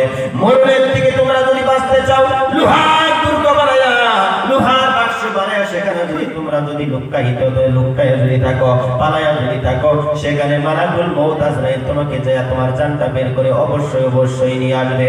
কারণ এই পৃথিবীতে চিরকালের জন্য আমরা কেউ আসি না। আল্লাহর আশিক নবীর পাগল, আমি বলতেছিলাম বিশ্বনবী হযরত পাক সাল্লাল্লাহু আলাইহি ওয়াসাল্লামের কথা। যেই নবী হযরত মুহাম্মদ সাল্লাল্লাহু আলাইহি ওয়াসাল্লাম এই পৃথিবীতে আসলেন, আসার পরে আমার নবী মুহাম্মদুর রাসূলুল্লাহ সাল্লাল্লাহু আলাইহি ওয়াসাল্লাম আমাদেরকে অনেক অনেক শিক্ষা দান করেছে। জোরে বলেন সুবহানাল্লাহ। নবীজির পক্ষ থেকে আমরা অনেক অনেক শিক্ষা আমরা পেয়েছি। যেটার জন্য সারাটা জীবন আমরা যদি নবীকে যদি ভালোবাসা দেই, মহব্বত যদি করি, আল্লাহ রাসূল সাল্লাল্লাহু আলাইহি সাল্লামকে আমরা সন্তুষ্ট করতে পারবো না। সেজন্য ভাই, নবীকে যদি সন্তুষ্ট করতে হয়, সকাল বিকাল আল্লাহ রাসূলের উপরে আমরা দরুদ শরীফ পড়তে হবে, বেশি বেশি করে দরুদ শরীফ পড়তে হবে। নবীজির যেগুলো সুন্নাত আছে, সুন্নতের পাবন্দি আমরা বেশি বেশি করে করতে হবে, আমরা করব, বলি ইনশাআল্লাহ। আমার বন্ধুগণ, ভালো করে খেয়াল করে লক্ষ্য করুন, আমরা নবীর কাছ থেকে আমরা কি পেয়েছি? আল্লাহর রাসূল সাল্লাল্লাহু আলাইহি ওয়াসাল্লাম আমাদেরকে দোয়া শিক্ষা দিয়েছেন। আল্লাহর নবী নিজেই দোয়া করতেন, আল্লাহুম্মা ইন্না নাসআলুকাল হুদা ওয়াত তুকা ওয়াল আফাফা ওয়াল গিনা। আল্লাহর কাছে দোয়া করছে, আল্লাহ তুমি আমাকে হিদায়াত দাও, তুমি আমাকে maaf করে দাও, তুমি আমাকে তাকওয়া দান করো, তুমি আমাদেরকে কারো মুখাপেক্ষী করো না। জোরে বলেন না সুবহানাল্লাহ। নামাজের পরে, কোরআন তেলাওয়াতের পরে আমরা যদি এই সমস্ত দোয়া করতে পারি, ইনশাআল্লাহ নবীজি যেহেতু দোয়া করেছে, আল্লাহ মঞ্জুর করেছে, আমাদের দোয়াও আল্লাহর কাছে যদি মঞ্জুর হয়ে যায়, আমরা হেদায়েত প্রাপ্ত হব। কন্না সুবহানাল্লাহ। যেটা তাকওয়া, অন্তরের যেটা তাকওয়া, হ্যাঁ, ঈমানের যেটা পাওয়ার, যেটা ভোল্টেজ, সেটা অবশ্যই বাড়বে, কিন্তু আল্লাহর কাছে চাইতে হবে। আমরা বিশ্বনবীর কাছ থেকে অনেক জিনিস পেয়েছি। আল্লাহ রাসূল সাল্লাল্লাহু আলাইহি ওয়াসাল্লাম একদিন উম্মে হানির ঘরের থেকে তিনি কি করলেন? উম্মে হানির ঘরের থেকে তিনি মেরাজে চলে গেলেন। রাতের বেলা আল্লাহর পক্ষ থেকে ফেরেশতা আসলেন, আসার পরে নবীজি ওযু করলেন, ওযু করে ঘরের থেকে বের হলেন। উম্মে হানির ঘরের থেকে তিনি সরাসরি বাইতুল মুকাদ্দাসে চলে গেলেন। যাওয়ার পরে তামাম আম্বিয়া আলাইহিস সালাতু ওয়াস সালাম এর ইমাম হিসেবে আপনি আমার নবী দাঁড়িয়ে গেলেন। কোন সুবহানাল্লাহ। আল্লাহ রাসূল সাল্লাল্লাহু আলাইহি ওয়াসাল্লাম সমস্ত নবীদের ইমামতি করলেন। বাইতুল মুকাদ্দাসের ভিতরে সমস্ত নবীদের যখন ইমামতি আমার নবী আপনার নবী করলেন, করার পরে নবী যে ডান দিকে সালাম ফেরালেন, বাম দিকে সালাম ফেরালেন। সালাম ফেরানোর পরে তিনি তাকাইয়া দেখলেন সমস্ত নবী আলাইহিস সালাতু ওয়াস সালামদের চেহারার মধ্যে নূর দেখা যায়, আলো দেখা যায়, কিন্তু একজন নবীর চেহারার মধ্যে আল্লাহর নবী তিনি নূর দেখতে পাননি। আল্লাহ রাসূল সাল্লাল্লাহু আলাইহি ওয়াসাল্লাম ডাকলেন ওনাকে, যে তুমি কে? আমি সমস্ত নবীদের চেহারার মধ্যে নূর দেখতে পেতেছি, সমস্ত নবীদের চেহারার মধ্যে আলো দেখতে পেতেছি, তোমার চেহারার মধ্যে কেন নূর নেই? উনি বললেন, হুজুর আমি এখনো পর্যন্ত মরি নাই, আমি হলাম হযরত ঈসা আলাইহিস সালাতু ওয়াস সালাম। বলনা সুবহানাল্লাহ। কারণ যত নবীরা আপনার পিছনে নামাজ পড়েছে, সমস্ত নবীরা জান্নাত থেকে এসে আপনার পিছনে নামাজ পড়েছে। আমি মরি নাই, জান্নাতে যাই নাই, যার জন্য আমার চেহারার মধ্যে নূর নাই। সুবহানাল্লাহ কইতেন না? কষ্ট হইতেছে আপনাদের? আরেকটা সময় আলোচনা করি ইনশাআল্লাহ। আল্লাহ রাসূল নবীর পাগল গভীর মনোযোগ দিয়ে শুনুন। বিশ্বনবী হুজুর পাক সাল্লাল্লাহু আলাইহি ওয়াসাল্লাম বাইতুল মুকাদ্দাসের মধ্যে যখন দুই রাকাত নামাজ পড়লেন, নামাজ পড়ে সরাসরি আল্লাহর নিকটে চলে গেলেন। বহুত কথা আমি শর্টকাট করে বলতেছি। আল্লাহর নিকটে যখন চলে গেলেন, আল্লাহ পাক রব্বুল আলামিন নবীকে প্রশ্ন করলেন, নবী গো, দুনিয়ার জমিন থেকে তোমাকে আমি আল্লাহর পার্লামেন্টে নিয়ে আসলাম, আমি আল্লাহর অ্যাসেম্বলিতে নিয়ে আসলাম, আমি আল্লাহর জন্য দুনিয়ার জমিন থেকে তুমি কি নিয়ে এসেছো? সুবহানাল্লাহ। আমরা যদি গুয়াহাটিতে যাই বা বিদেশে যাই, যাওয়ার পরে যদি বাড়িতে যাই, যাওয়ার পরে হয়তো আমাদের মেয়ে বা আমাদের ছেলে প্রশ্ন করে, আব্বু আমার জন্য কি আনছো? হ্যাঁ, বা মা হয়তো জিজ্ঞাসা করে, বা স্ত্রী জিজ্ঞাসা করে, আমার জন্য কি আনছো? আল্লাহ পাক রব্বুল আলামিন তার হাবিবকে এই দুনিয়া থেকে নিয়ে গেলেন আল্লাহর অ্যাসেম্বলিতে। আল্লাহ প্রশ্ন করলেন, পরওয়ারদিগার, আল্লাহ প্রশ্ন করলেন, নবী গো, তুমি আমার জন্য কি আনছো? আল্লাহ রাসূল বললেন, হে পরওয়ারদিগার আলম, তোমার জন্য কিছু আনতে পারি নাই, মাত্র 3টা জিনিস আনছি। বান্দা সুবহানাল্লাহ। কয়টা জিনিস বললাম? 3টা জিনিস। 1 নম্বর হলো, লক্ষ্য করুন, 1 নম্বর হলো তামাম কওলি ইবাদতি, 2 নম্বর হলো তামাম ফি'লি ইবাদতি, আর 3 নম্বর হলো তামাম মালি ইবাদতি। এই 3টা জিনিস আপনি আল্লাহর জন্য আমি দুনিয়ার জমিন থেকে নিয়ে আসছি। আল্লাহ সন্তুষ্ট করেন, খুশি হলেন। এই যে আমরা তাশাহুদের মধ্যে পড়ি, আত্তাহিয়াতুর মধ্যে পড়ি, আত্তাহিয়াতু লিল্লাহি ওয়াসসালাওয়াতু ওয়াত-তাইয়্যিবাতু, আসসালামু আলাইকা আইয়ুহান নাবিয়্যু ওয়া রাহমাতুল্লাহি ওয়া বারাকাতুহু। আমার আল্লাহ সন্তুষ্ট হলেন, খুশি হলেন, আমার নবীকে সালাম দিলেন, আসসালামু আলাইকা আইয়ুহান নাবিয়্যু। জোরে বলেন সুবহানাল্লাহ। আল্লাহ রাসূলের প্রতি সন্তুষ্ট হয়ে গেলেন আমার আল্লাহ, নিজে সালাম দিলেন, আসসালামু আলাইকা আইয়ুহান নাবিয়্যু আল্লাহর নবী বলে পরওয়ারদিগার আলম তিনটা কথা আপনাকে শোনালাম, সেই জন্য সন্তুষ্ট হলেন, খুশি হলেন আপনি আল্লাহ। আমি নবীকে একা সালাম দিলেন, কিন্তু আমার তামাম গোটা পৃথিবীর মধ্যে, আপনার তামাম গোটা পৃথিবীর মধ্যে আমার যে সমস্ত উম্মতেরা রয়েছে, আল্লাহ গো আসসালামু আলাইনা ওয়া আলা ইবাদিল্লাহিস সালিহিন, আমার উম্মতের মধ্যে যারা নেক কাজ করেওয়ালা থাকবে, নামাজ পড়নেওয়ালা থাকবে, রোজা করেওয়ালা থাকবে, বাবা আমার খিদমত করেওয়ালা থাকবে, তাদের সবার উপরে আপনি আল্লাহর পক্ষ থেকে রহমত করুণা তাদের প্রতি বর্ষিত হোক। জোরে বলুন সুবহানাল্লাহ। যা হোক, বহুত লম্বা কথা। বিশ্বনবী সেখান থেকে ঘুরে আসলেন, আসার পরে সর্বপ্রথম সকালবেলা মুলাকাত হয়ে গেল আবু জাহেলের সঙ্গে। কার সঙ্গে? আবু জাহেলের সঙ্গে মুলাকাত হয়ে গেল। এবার আল্লাহ রাসূল সাল্লাল্লাহু আলাইহি ওয়াসাল্লাম আবু জাহেলকে দেখে মুস্কি একটা হাসি মারলেন। হাসি মারার পরে এবার আবু জাহেল বলতেছে, ভাতিজা সকালে সকালে তুমি আমাকে দেখো কিসের জন্য হাসতেছো? বলে, হাসি এই জন্য হাসতেছি, রাতের বেলা আমি মেরাজে গিয়েছিলাম, আল্লাহর সঙ্গে আমি সাক্ষাৎ করেছি, মুলাকাত করেছি, বাইতুল মুকাদ্দাসে নামাজ পড়াইছি, আল্লাহ সন্তুষ্ট হয়ে আমি নবীকে 5 ওয়াক্ত নামাজ দিয়েছি। একটু জোরে বলেন না সুবহানাল্লাহ। এই কথা শোনার সঙ্গে সঙ্গে আবু জাহেল কয়, নবীর এতদিন যাও ভালো ভাবছিলাম, এখন নবী আরো বেশি করে পাগলা হয়েছে, নাউজুবিল্লাহ বলেন না। আবু জাহেল এই কথা কয় আর দৌড়াইতেছে, আগে আগে দৌড় পেরে যায়। বিশ্বনবী কো, ও চাচা একটু দাঁড়াও, তুমি দৌড়াও কিসের জন্য? আমি তোমাকে মেরাজের কথা বলেছি, নামাজের কথা বলেছি, সেই জন্য তুমি আমাকে পাগল বলে দৌড়াইতেছো। চাচা গো একটু দাঁড়াও, তোমাকে আমি আরো কিছু বলার রয়েছে। আল্লাহর নবীকে আবু জাহেল বলতেছে, না না না, এরকম ধরনের পাগলের কথা আমি শুনতে চাই না। নাউজুবিল্লাহ। আবু জাহেলের বাড়ি থেকে বাইতুল মুকাদ্দাস অনেকটা দূরে, অনেক দিনের রাস্তা। আবু জাহেল জানে যে এত দিনের রাস্তা, আল্লাহর নবী এই রাতারাতি গেলেন আবার চলে আসলেন, কিন্তু পাগল ছাড়া আর কিচ্ছু না। নাউজুবিল্লাহ কইতেন না? কিন্তু আমার আল্লাহ ইচ্ছা করলে এই সমস্ত পারে না। আল্লাহ রাসূলকে যখন মেরাজ করাইলেন, আল্লাহ চন্দ্র সূর্য গ্রহ নক্ষত্র আকাশ বাতাস পৃথিবীর যত কিছু আছে সবাইকে বলছিল যে তোরা যে যেখানে আসিস সেখানেই থাক। আল্লাহ সুবহানাল্লাহ। এইভাবে করে অনেক দিন পার হয়েছিল, বহুত কথা ভাই। আল্লাহ রাসূল সাল্লাল্লাহু আলাইহি সাল্লাম আবু জাহেলকে বলতেছি, ও চাচা সত্য কথাগুলো বলতেছি। আবু জাহেল দৌড়াইতে তিনি চলে গেলেন সরাসরি সিদ্দিক আকবর রাদিয়াল্লাহু তাআলার নিকটে। যা বলে, সিদ্দিক আকবর রে, শুনছস নি তোদের নবী আরো বেশি করে পাগল হয়ে গেছে। নাউজুবিল্লাহ।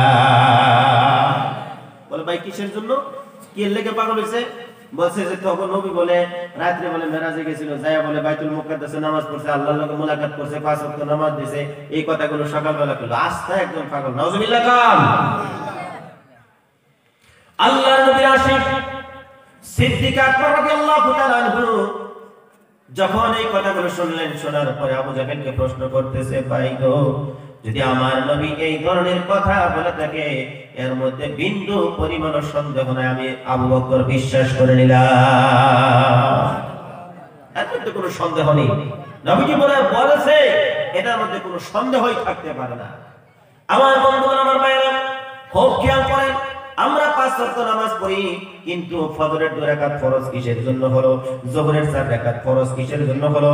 আসরের 4 রাকাত ফরজ কিসের জন্য হলো? আমরা অনেকেই হয়তো জানি না বন্ধু। এই কথাগুলো জানার দরকার আমাদের আছে না নাই?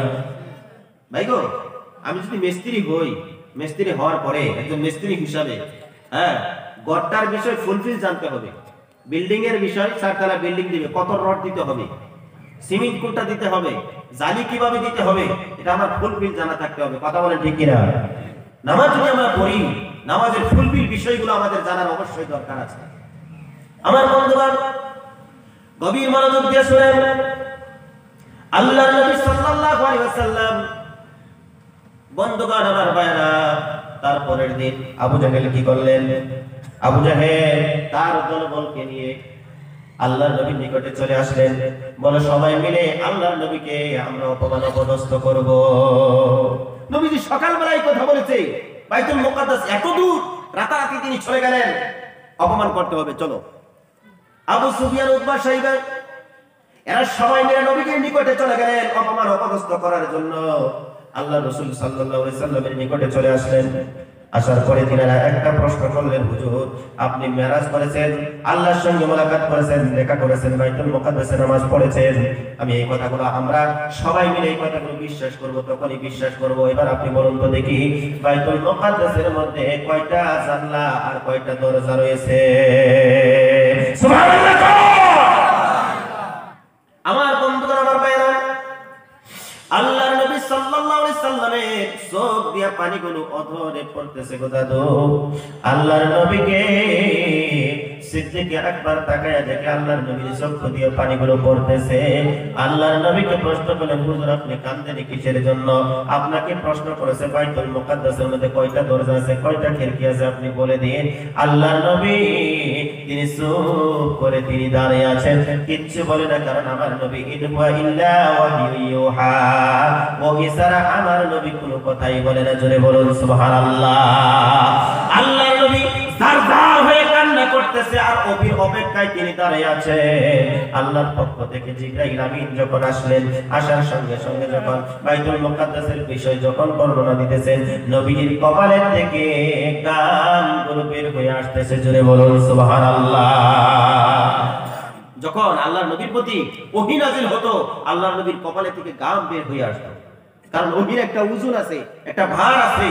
এই ওহী যখন আল্লাহর নবীর উপরে নাযিল হতো, তখন নবীজির কপাল দিয়ে গানগুলো বের হয়ে আসতো। জোরে কন্না সুবহানাল্লাহ। যেরকম আমরা ক্ষেতের মধ্যে কষ্ট করলে, মেহনত করলে গাম শরীর থেকে বের হয়ে আসে, এরকম আল্লাহর নবীর শরীর থেকে গানগুলো বের হয়ে আসতো। আমার বন্ধুরা, আমার ভাইরা, বিশ্বনবী একে একে সব কথা খোলাসা হিসেবে তাদেরকে বলে দিলেন। এবার সবাই মিলে তারা মুখটা কালো করে চলে গেলেন। কিন্তু নবীকে আসছিল তারা অপমান অপদস্থ করার জন্য, কিন্তু সুযোগ পায় না। আল্লাহ মদদ করে দিয়ে সমস্ত কথাগুলো তাদের সম্মুখে খোলাসা করে দিলেন। সবাই মুখটা কালো করে দিয়ে বাড়িতে চলে গেলেন। চলে যাওয়ার পরে আবু জাহেল, বন্ধুগণ আমার ভাইরা, আবু জাহেলের বাড়িতে চলে গেলেন, দরজাটা বন্ধ করলেন।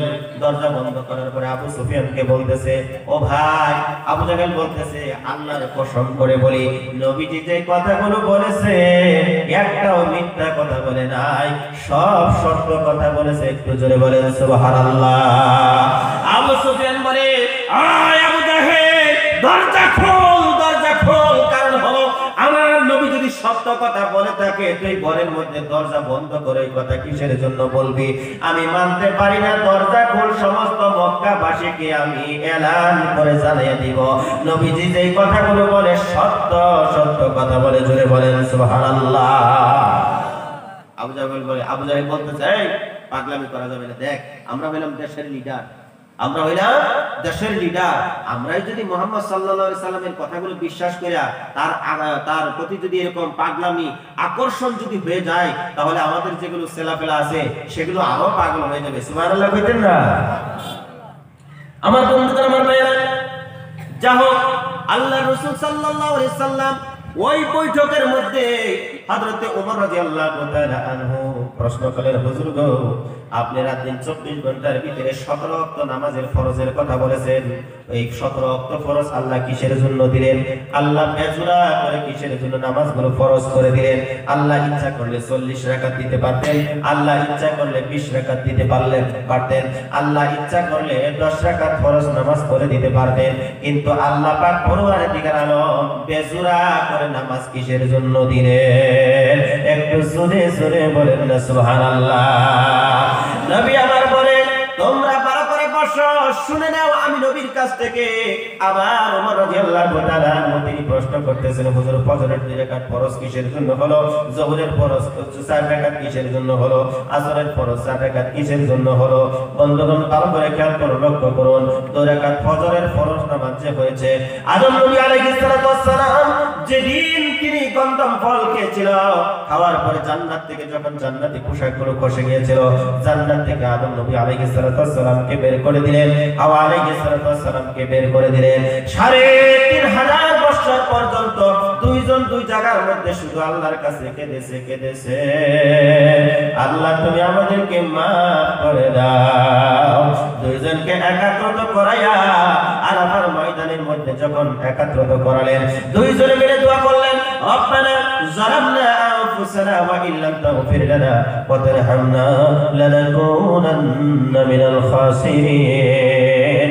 আল্লাহ পাক পরওয়ারদিগার আলম তাদের দুজনকে যখন maaf করে দিলেন, শুকরিয়া স্বরূপ তারা 2 রাকাত ফজরের ফরজ নামাজ পড়েছিল। জোরে জোরে বলেন সুবহানাল্লাহ। তামাম গোটা পৃথিবীর মধ্যে ফজরের টাইমে আযান হওয়ার পরে যত মুসলমান মানুষ আছে, আযান হওয়ার পরে যারা মসজিদে যায় ফজরের 2 রাকাত ফরজ নামাজ পড়বে, আদম নবী আলাইহিস সালাতু ওয়াস সালাম আল্লাহর ইবাদত করে বندگی করে যত সওয়াব পেয়েছিল, এই 2 রাকাত ফরজ নামাজ পড়ার বিনিময় ততটুকু আমল ততটুকু সওয়াব আল্লাহ পাক রব্বুল আলামিন ওই ফজরের 2 রাকাত ফরজ নামাজ পড়নেওয়ালা ব্যক্তির আমল নামার মধ্যে আমার আল্লাহ দিয়ে দিবে। জোরে বলেন সুবহানাল্লাহ। সেজন্য ভাইরা ফজরের নামাজ কেউ ছাড়বেন না। ও মা বোনেরা, আপনারা ফজরের নামাজ কেউ ছাড়বেন না, বিনা উযরে কেউ নামাজ ছাড়বেন না। কারণ নামাজের মতন এত মজার জিনিস আর পাইবেন না, নামাজের মতন মজার জিনিস আর পাইবেন না।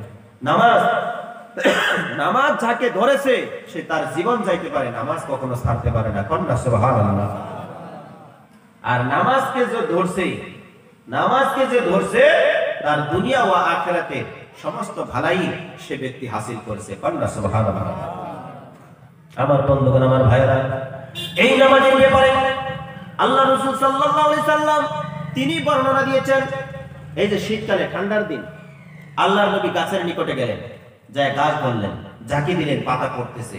সাহাবারা বলতেছে, হুজুর বুঝলাম না, গাছ ধরলেন ঝাঁকি দিলেন পাতা পড়তেছে, বুঝলাম না অর্থ। আল্লাহ রাসূল সাল্লাল্লাহু আলাইহি সাল্লাম বলে, আমি নবী তোমরা নবী না, আমি যা দেখতে পাই তোমরা তা দেখতে পাও না, আমি যা বুঝি তোমরা তা বুঝো না। এই যে গাছ ধরলাম, ঝাঁকি মারলাম, গাছের পাতাগুলো ঝরা আরম্ভ করে দিল।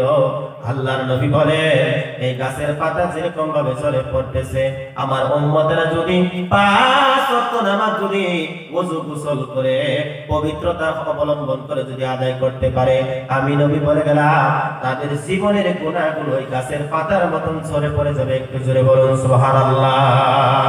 নবী আমার অন্য জায়গায় উদাহরণ দিয়ে বলেছে, একটা প্রবাহিত নদীর মধ্যে কোন আল্লাহর বান্দা যদি কোন আল্লাহর বান্দা যদি 5 বার যদি সাবান দিয়ে ভালো করে মলিয়া যদি গোসল করে, ওই বান্দার শরীরের মধ্যে একটা ময়লাও থাকতে পারে না। নবী আমার বলে, আমার উম্মতের মধ্যে থেকে 5 ওয়াক্ত নামাজ যদি তার ভালোভাবে যদি পড়ে, ও যদি গোসল করে যদি উত্তম রূপে ভালোভাবে যদি পড়ে, আমি নবী বলে গেলাম তাদের জীবনের গুনাহগুলো আমার আল্লাহ maaf করে দিবে। জোরে বলেন সুবহানাল্লাহ। বন্ধুগণ, আমার ভাইরা, আদম নবী আলাইহিস সালাতু ওয়াস সালাম শুকরিয়া স্বরূপ 2 রাকাত ফজরের নামাজ পড়লেন, আমার আল্লাহ maaf করে দিলেন। দাদু কথায় কথা মনে পড়ে যায়, এই মজলিসের ভিতরে অনেক মানুষ আছেন গো, বাবার নাফরমান আছেন না নাই? অনেক মানুষ আছেন মার নাফরমান, অনেক মানুষ আছেন জীবনে মদ খাইছেন, ভাঙ খাইছেন, গাঁজা খাইছেন, চুরি করছেন, ডাকাতি করছেন, মানুষকে হত্যা করেছেন, মার্ডার করেছেন। বন্ধুগণ, আমার ভাইরা, আল্লাহর নবী আদম আলাইহিস সালাম আল্লাহর কাছে অপরাধ করে তওবা করে যদি মাফ পেয়েছে রে দাদু, আজকের এই মজলিসের ভিতরে থেকে জিনাকুর থাকতে পারেন, চোর থাকতে পারেন, ডাকাত থাকতে পারেন, আল্লাহর এই মজলিসের থেকে আখিরি মোনাজাতে চোখের পানি ছেড়ে ছেড়ে কান্না করবেন, আল্লাহ আমি বড় বদকার, জীবনে মার্ডার করেছি আমি বুঝতে পারি নাই, জীবনে বাবার নাফরমানি করেছি বুঝতে পারি নাই, জীবনে মার নাফরমানি করেছি বুঝতে পারি নাই, জীবনে ইতিমদেরকে ঠকাইছি বুঝতে পারি নাই। আজকের এই ওয়াজের মাধ্যমে আমি বুঝে গেলাম, আল্লাহ তওবা করে তুমি আল্লাহরে ডাক দিলাম, তুমি আল্লাহর গাফফার নামের ওসিলায় তুমি আমার জীবনের গুনাহ maaf করে দাও। আমার আল্লাহ পাক রব্বুল আলামিন তার রহমতের দ্বারা আপনাকে অবশ্যই অবশ্যই maaf করে দিবে। জোরে বলেন সুবহানাল্লাহ। সকলে আখিরি মোনাজাতে ইনশাআল্লাহ নিজের গুনাহগুলো সামনে রেখে তওবা করবেন ইনশাআল্লাহ। আমার বন্ধুগণ, আমার ভাইরা, লম্বা চড়া করব না, গভীর রজনীতে একটু ভালো করে খেয়াল করুন। এই যে যোহরের 4 রাকাত ফরজ নামাজ আল্লাহ পাক রব্বুল আলামিন আপনি আমাকে দান করলেন, আল্লাহর পয়গম্বর হযরত ইব্রাহিম আলাইহিস সালাম আল্লাহ পাক রব্বুল আলামিনের প্রশংসা করেছিলেন, শুকরিয়া আদায় করেছিলেন। 4 রাকাত নামাজ এখানে আল্লাহ আপনি আমার জন্য ফরজ করে দিয়েছেন। এই 4 রাকাত ফরজ নামাজ যদি কোন আল্লাহর বান্দা যদি আদায় করে রে দাদু, আল্লাহ পাক পরবর্তীকার আলমের নবী বলে দিয়েছে ওই ইব্রাহিম আলাইহিস সালাম আমল করে ইবাদত করে বندگی করে যতটুকু সওয়াব তিনি পেয়েছিলেন সারা জীবনে, আমরা যদি যোহরের 4 রাকাত ফরজ নামাজ কেউ জামাতে আদায় করি গো, ততটুকু সওয়াব আল্লাহ আমাদের আমল নামার মধ্যে দিয়ে দিবে। সুবহানাল্লাহ। সেই জন্য বন্ধুগণ আমার ভাইরা, কেউ কি করবেন না, অবহেলা করবেন না। যোহরের নামাজটার সময় আপনি স্কুলে থাকেন, কলেজে থাকেন, চাই আপনি দোকানে থাকেন, যেখানে থাকেন, যেখানে সুবিধা পান সেখানে আপনারা নামাজটা করে নেবেন। মা বোনেরা, এই নামাজের ব্যাপারে আপনারা অবহেলা করবেন না, কারণ নামাজের ব্যাপারে অবহেলা করলে আমার আল্লাহ কিন্তু কখনো ছাড় দিবে না। ইতিহাস আপনারা জানেন, যেই নবী ইব্রাহিম আলাইহিস সালাম আল্লাহকে সন্তুষ্ট করতে গিয়ে উপাধি পেয়েছিলেন খলিল, যে আল্লাহ পাক রব্বুল আলামিনের পয়গম্বর, আল্লাহকে সন্তুষ্ট করতে গিয়ে উপাধি নাম পেয়েছিলেন খলিল। এই ইব্রাহিম আলাইহিস সালামকে অগ্নিকুণ্ডের মধ্যে রাখা হলো। তামাম গোটা পৃথিবীর মধ্যে যতগুলো চড়ুই পাখি ছিল বন্ধ, সমস্ত চড়ুই পাখিগুলো ঠোঁটের মধ্যে পানি নিয়ে উড়ে উড়ে যাইতেছে। ইব্রাহিম আলাইহিস সালামকে অগ্নিকুণ্ড থেকে বাঁচানোর জন্য একটা চড়ুই পাখি আর একটা চড়ুই পাখিকে প্রশ্ন করে, দাদু কোথায় যাও? বলে ঠোঁটের মধ্যে পানি দেখতেছি। ইব্রাহিম নবীকে অগ্নিকুণ্ডের মধ্যে ফেলে দেওয়া হয়েছে। এই যে আমার পানির দ্বারা অগ্নিকুণ্ডকে আমি নিভিয়ে দিতে চাই। চড়ুই পাখি বললেন, না না না, আমার বিশ্বাস হয় না, তোমার ঠোঁটের পানি দিয়ে ওই অগ্নিকুণ্ড ধাঁধা করে যে আগুনটা জ্বলতেছে এটা কখনো নিভবে না। তখন ওই চড়ুই পাখি বলতেছে, আমি জানি আমার ঠোঁটের পানির দ্বারা অগ্নিকুণ্ড নিভবে না, কিন্তু কঠিন কিয়ামতের দিন আল্লাহ যখন প্রশ্ন করবে, হে চড়ুই পাখি, আমার নবী আমার হাবিব ইব্রাহিমকে যখন অগ্নিকুণ্ডের মধ্যে পালানো হয়েছিল সেই সময় তুমি কতটুকু কি করেছিলে? তখন আমি বলবো, আল্লাহ আমার ঠোঁটের মধ্যে যতটুকু পানি নিয়ে আমি উড়ে উড়ে গিয়েছিলাম ওই ইব্রাহিম নবীকে বাঁচানোর জন্য। একটু জোরে বলেন না সুবহানাল্লাহ। আমার বন্ধুগণ, লম্বা করি না, ইব্রাহিম আলাইহিস সালাম অগ্নিকুণ্ডের মধ্যে থাকার পরে আল্লাহর পক্ষ থেকে ফেরেশতারা আসিয়া বলতেছেন, হুজুর ইজাজত চান, পারমিশন চান, আপনাকে অগ্নিকুণ্ড থেকে আমরা বাঁচিয়ে দিব। আল্লাহর নবী ইব্রাহিম আলাইহিস সালাম বলেন, না না না না, আমার আল্লাহ নিশ্চয়ই আমাকে দেখতে পাচ্ছে, আমি অগ্নিকুণ্ডের মধ্যে দাদা করে জ্বলতেছি। আমার আল্লাহ যদি ইচ্ছা করে এই অগ্নিকুণ্ড থেকে আল্লাহ আমাকে বাঁচিয়ে দিতে পারে। আল্লাহ রাব্বুল আলামিনের নবী অগ্নিকুণ্ড থেকে আমার আল্লাহকে ডাক মারছে, আল্লাহ তুমি ছাড়া আমার অন্য কোনো উপাস্য নাই। জোরে বলেন সুবহানাল্লাহ। আমার ভাইরা, অগ্নিকুণ্ডের মধ্যে থাকি আল্লাহকে ডাক মারলেন। আল্লাহ বললেন, হে আগুন, সালামুন, আগুন, কুলনা ইয়া নার কুনু কুলনা ইয়া নারু কুনি সালামান, কুলনা ইয়া নারু বারদান ওয়া সালামান আলা ইব্রাহিম।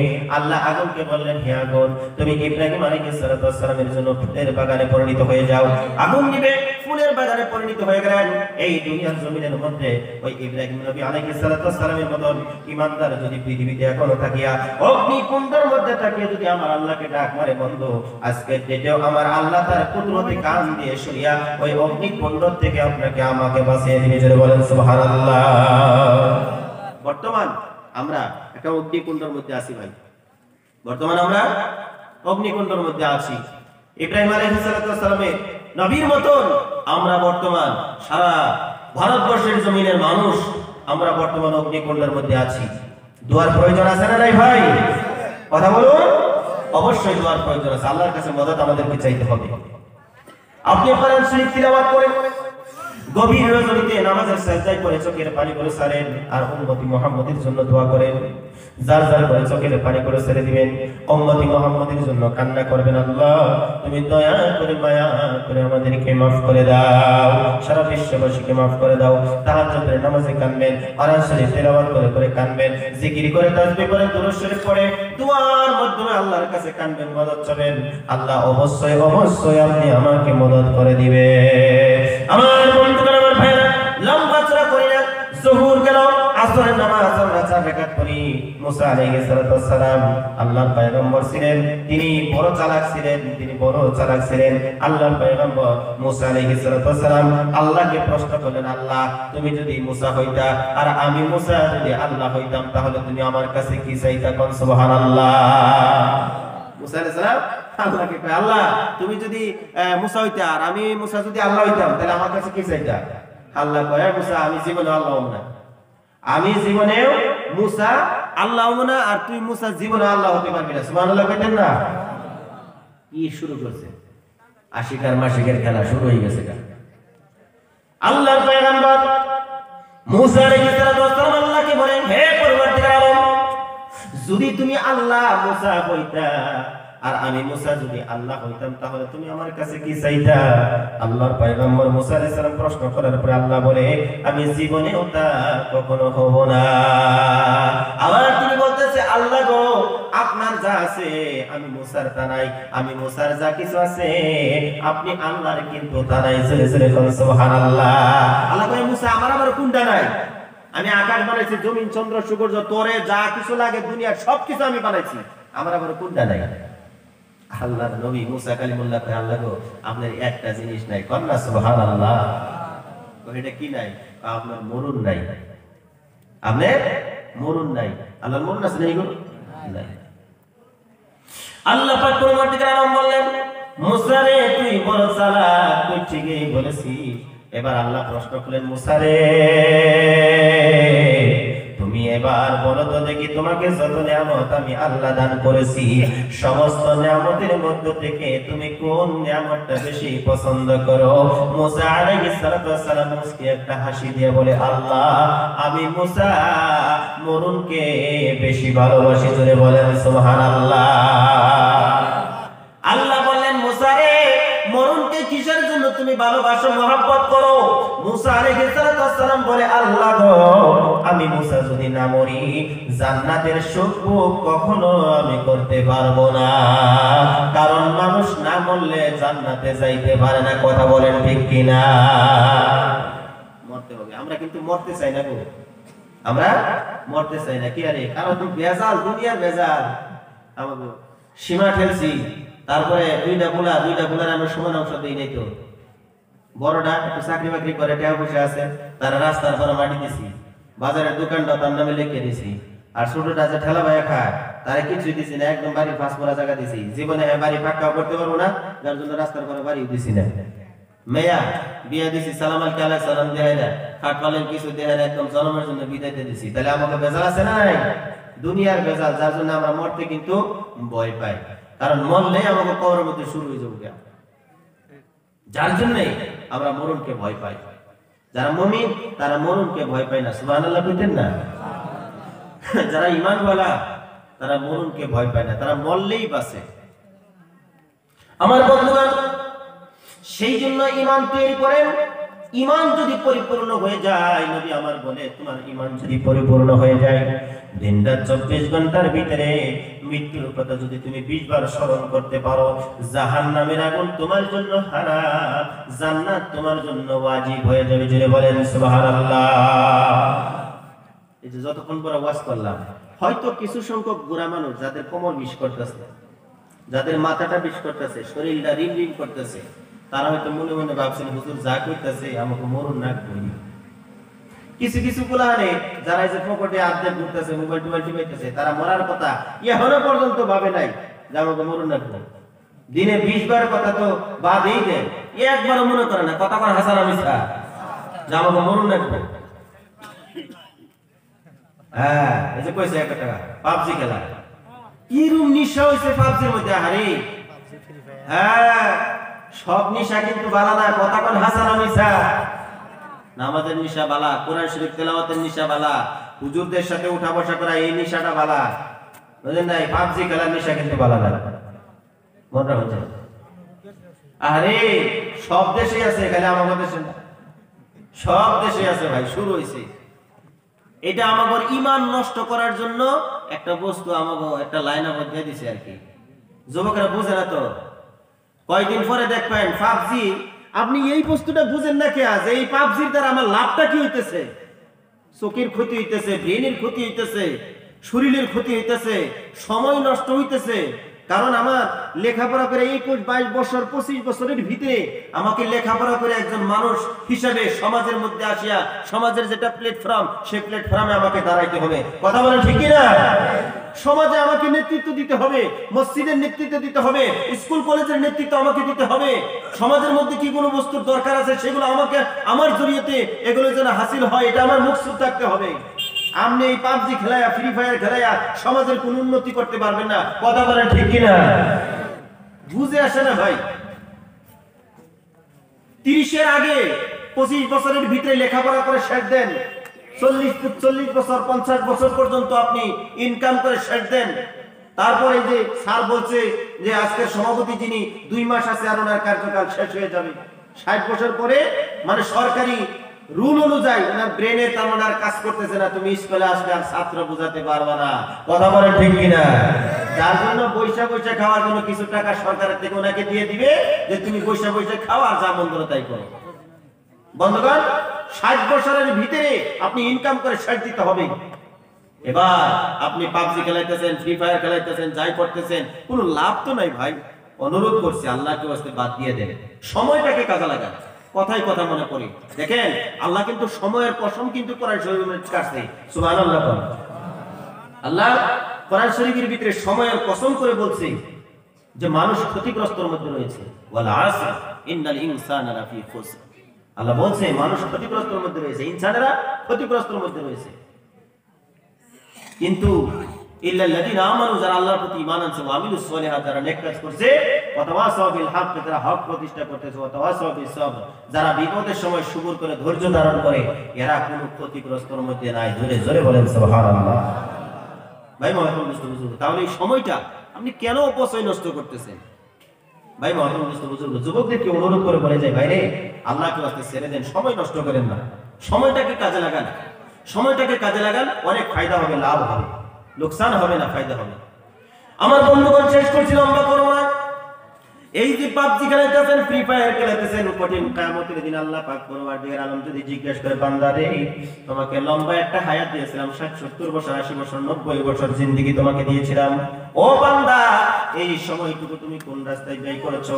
যদি আল্লাহ প্রশ্ন করে, আমরা কিন্তু জবাব দিতে পারবো না। যুবক, তুমি যদি সেই সময় বলতে পারো, আল্লাহ আমি তুমি দেওয়ানে আমার সময়টুকু তোমার রাস্তায় ব্যয় করেছিলাম, এই বরবাটার থেকে হুজুর আসছিল, হুজুরের কথা এগুলো শুনে শুনে আমি সময়টাকে নষ্ট করেছিলাম, কোরআন শরীফ শুনে শুনে আমি সময় ব্যয় করেছিলাম, আল্লাহ রাসূলের হাদিসগুলো পড়ে পড়ে আমার সময়টাকে আমি নষ্ট করেছিলাম, জীবনের সময় কোন সময়টুকু আমি এমনি অত অযথা আমি নষ্ট করি নাই।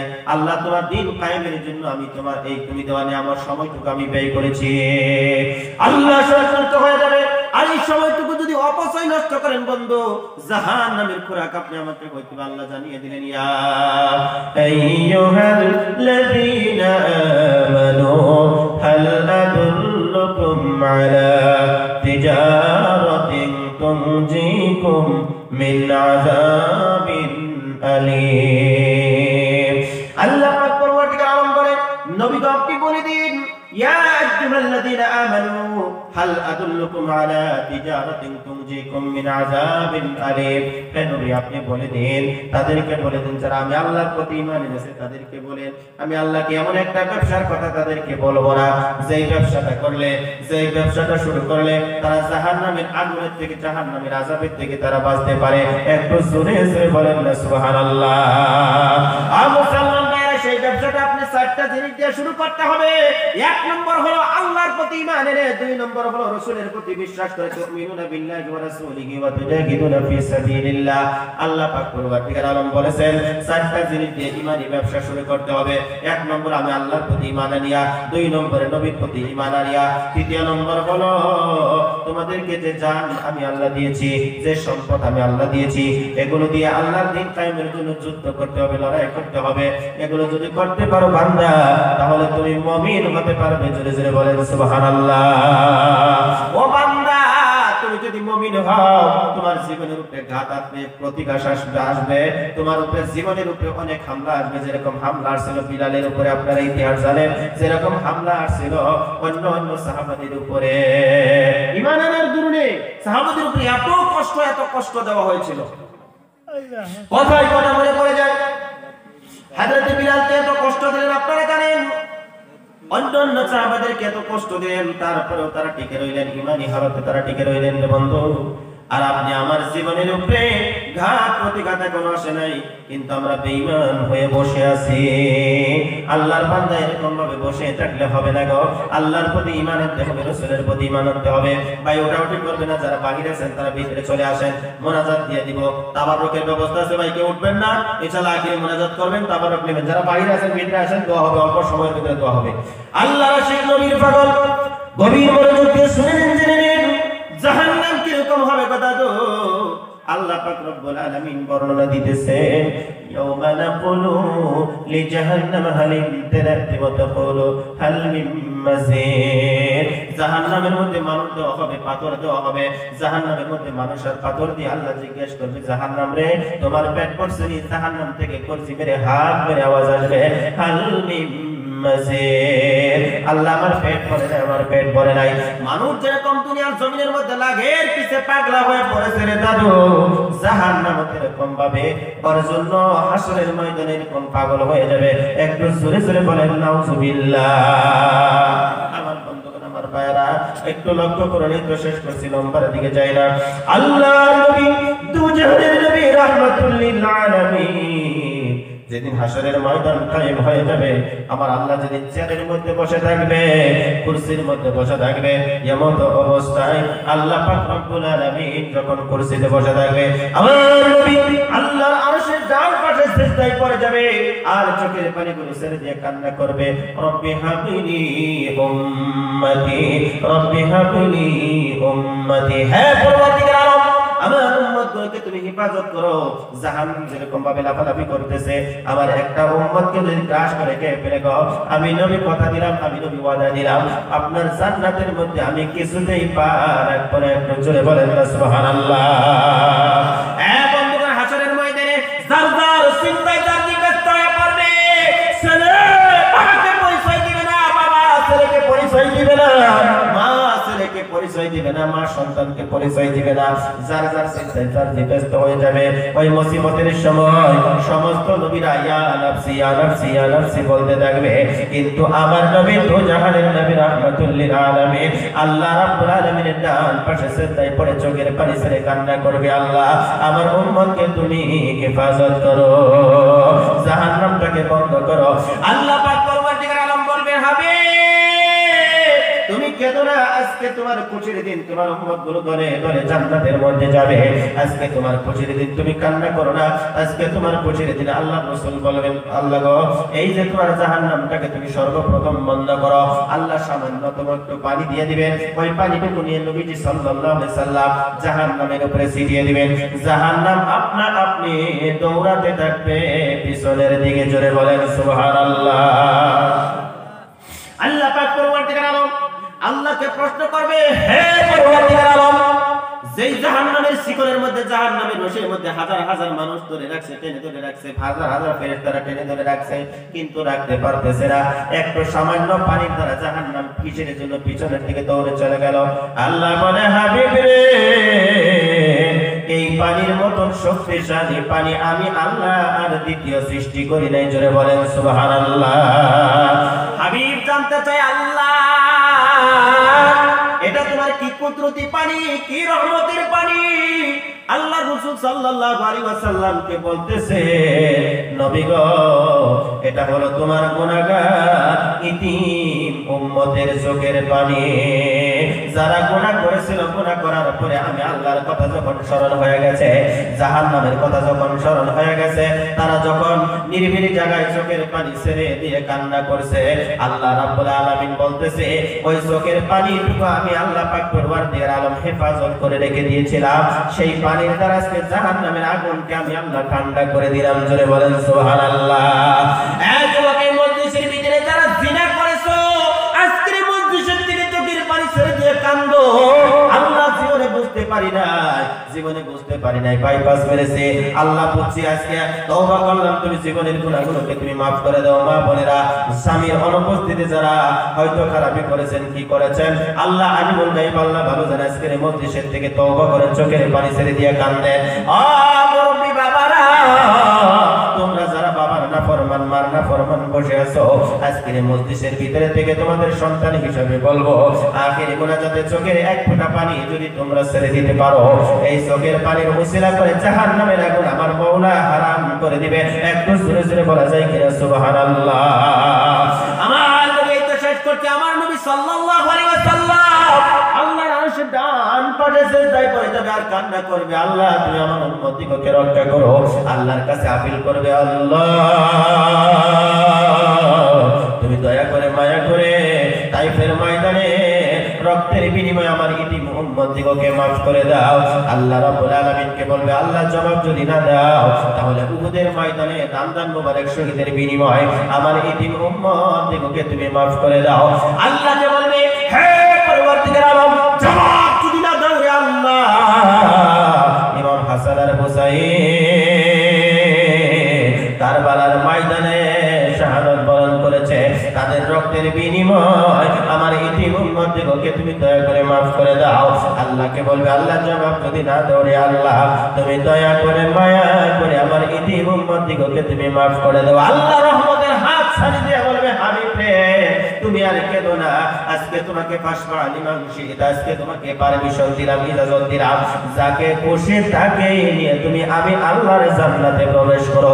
জোরে জোরে বলেন সুবহানাল্লাহ। এই জবাব নবীজির শাফায়াত কুনচাম তোমরা পাইবা যখন মাথার মধ্যে আমার মতন টুপি লাগাইবা, যখন মুখটাকে কাটো করবা, দাড়িটাকে লম্বা করবা, লম্বা কুর্তা পরিধান করবা, নবীকে সুরতে সিরতে যখন মানবা,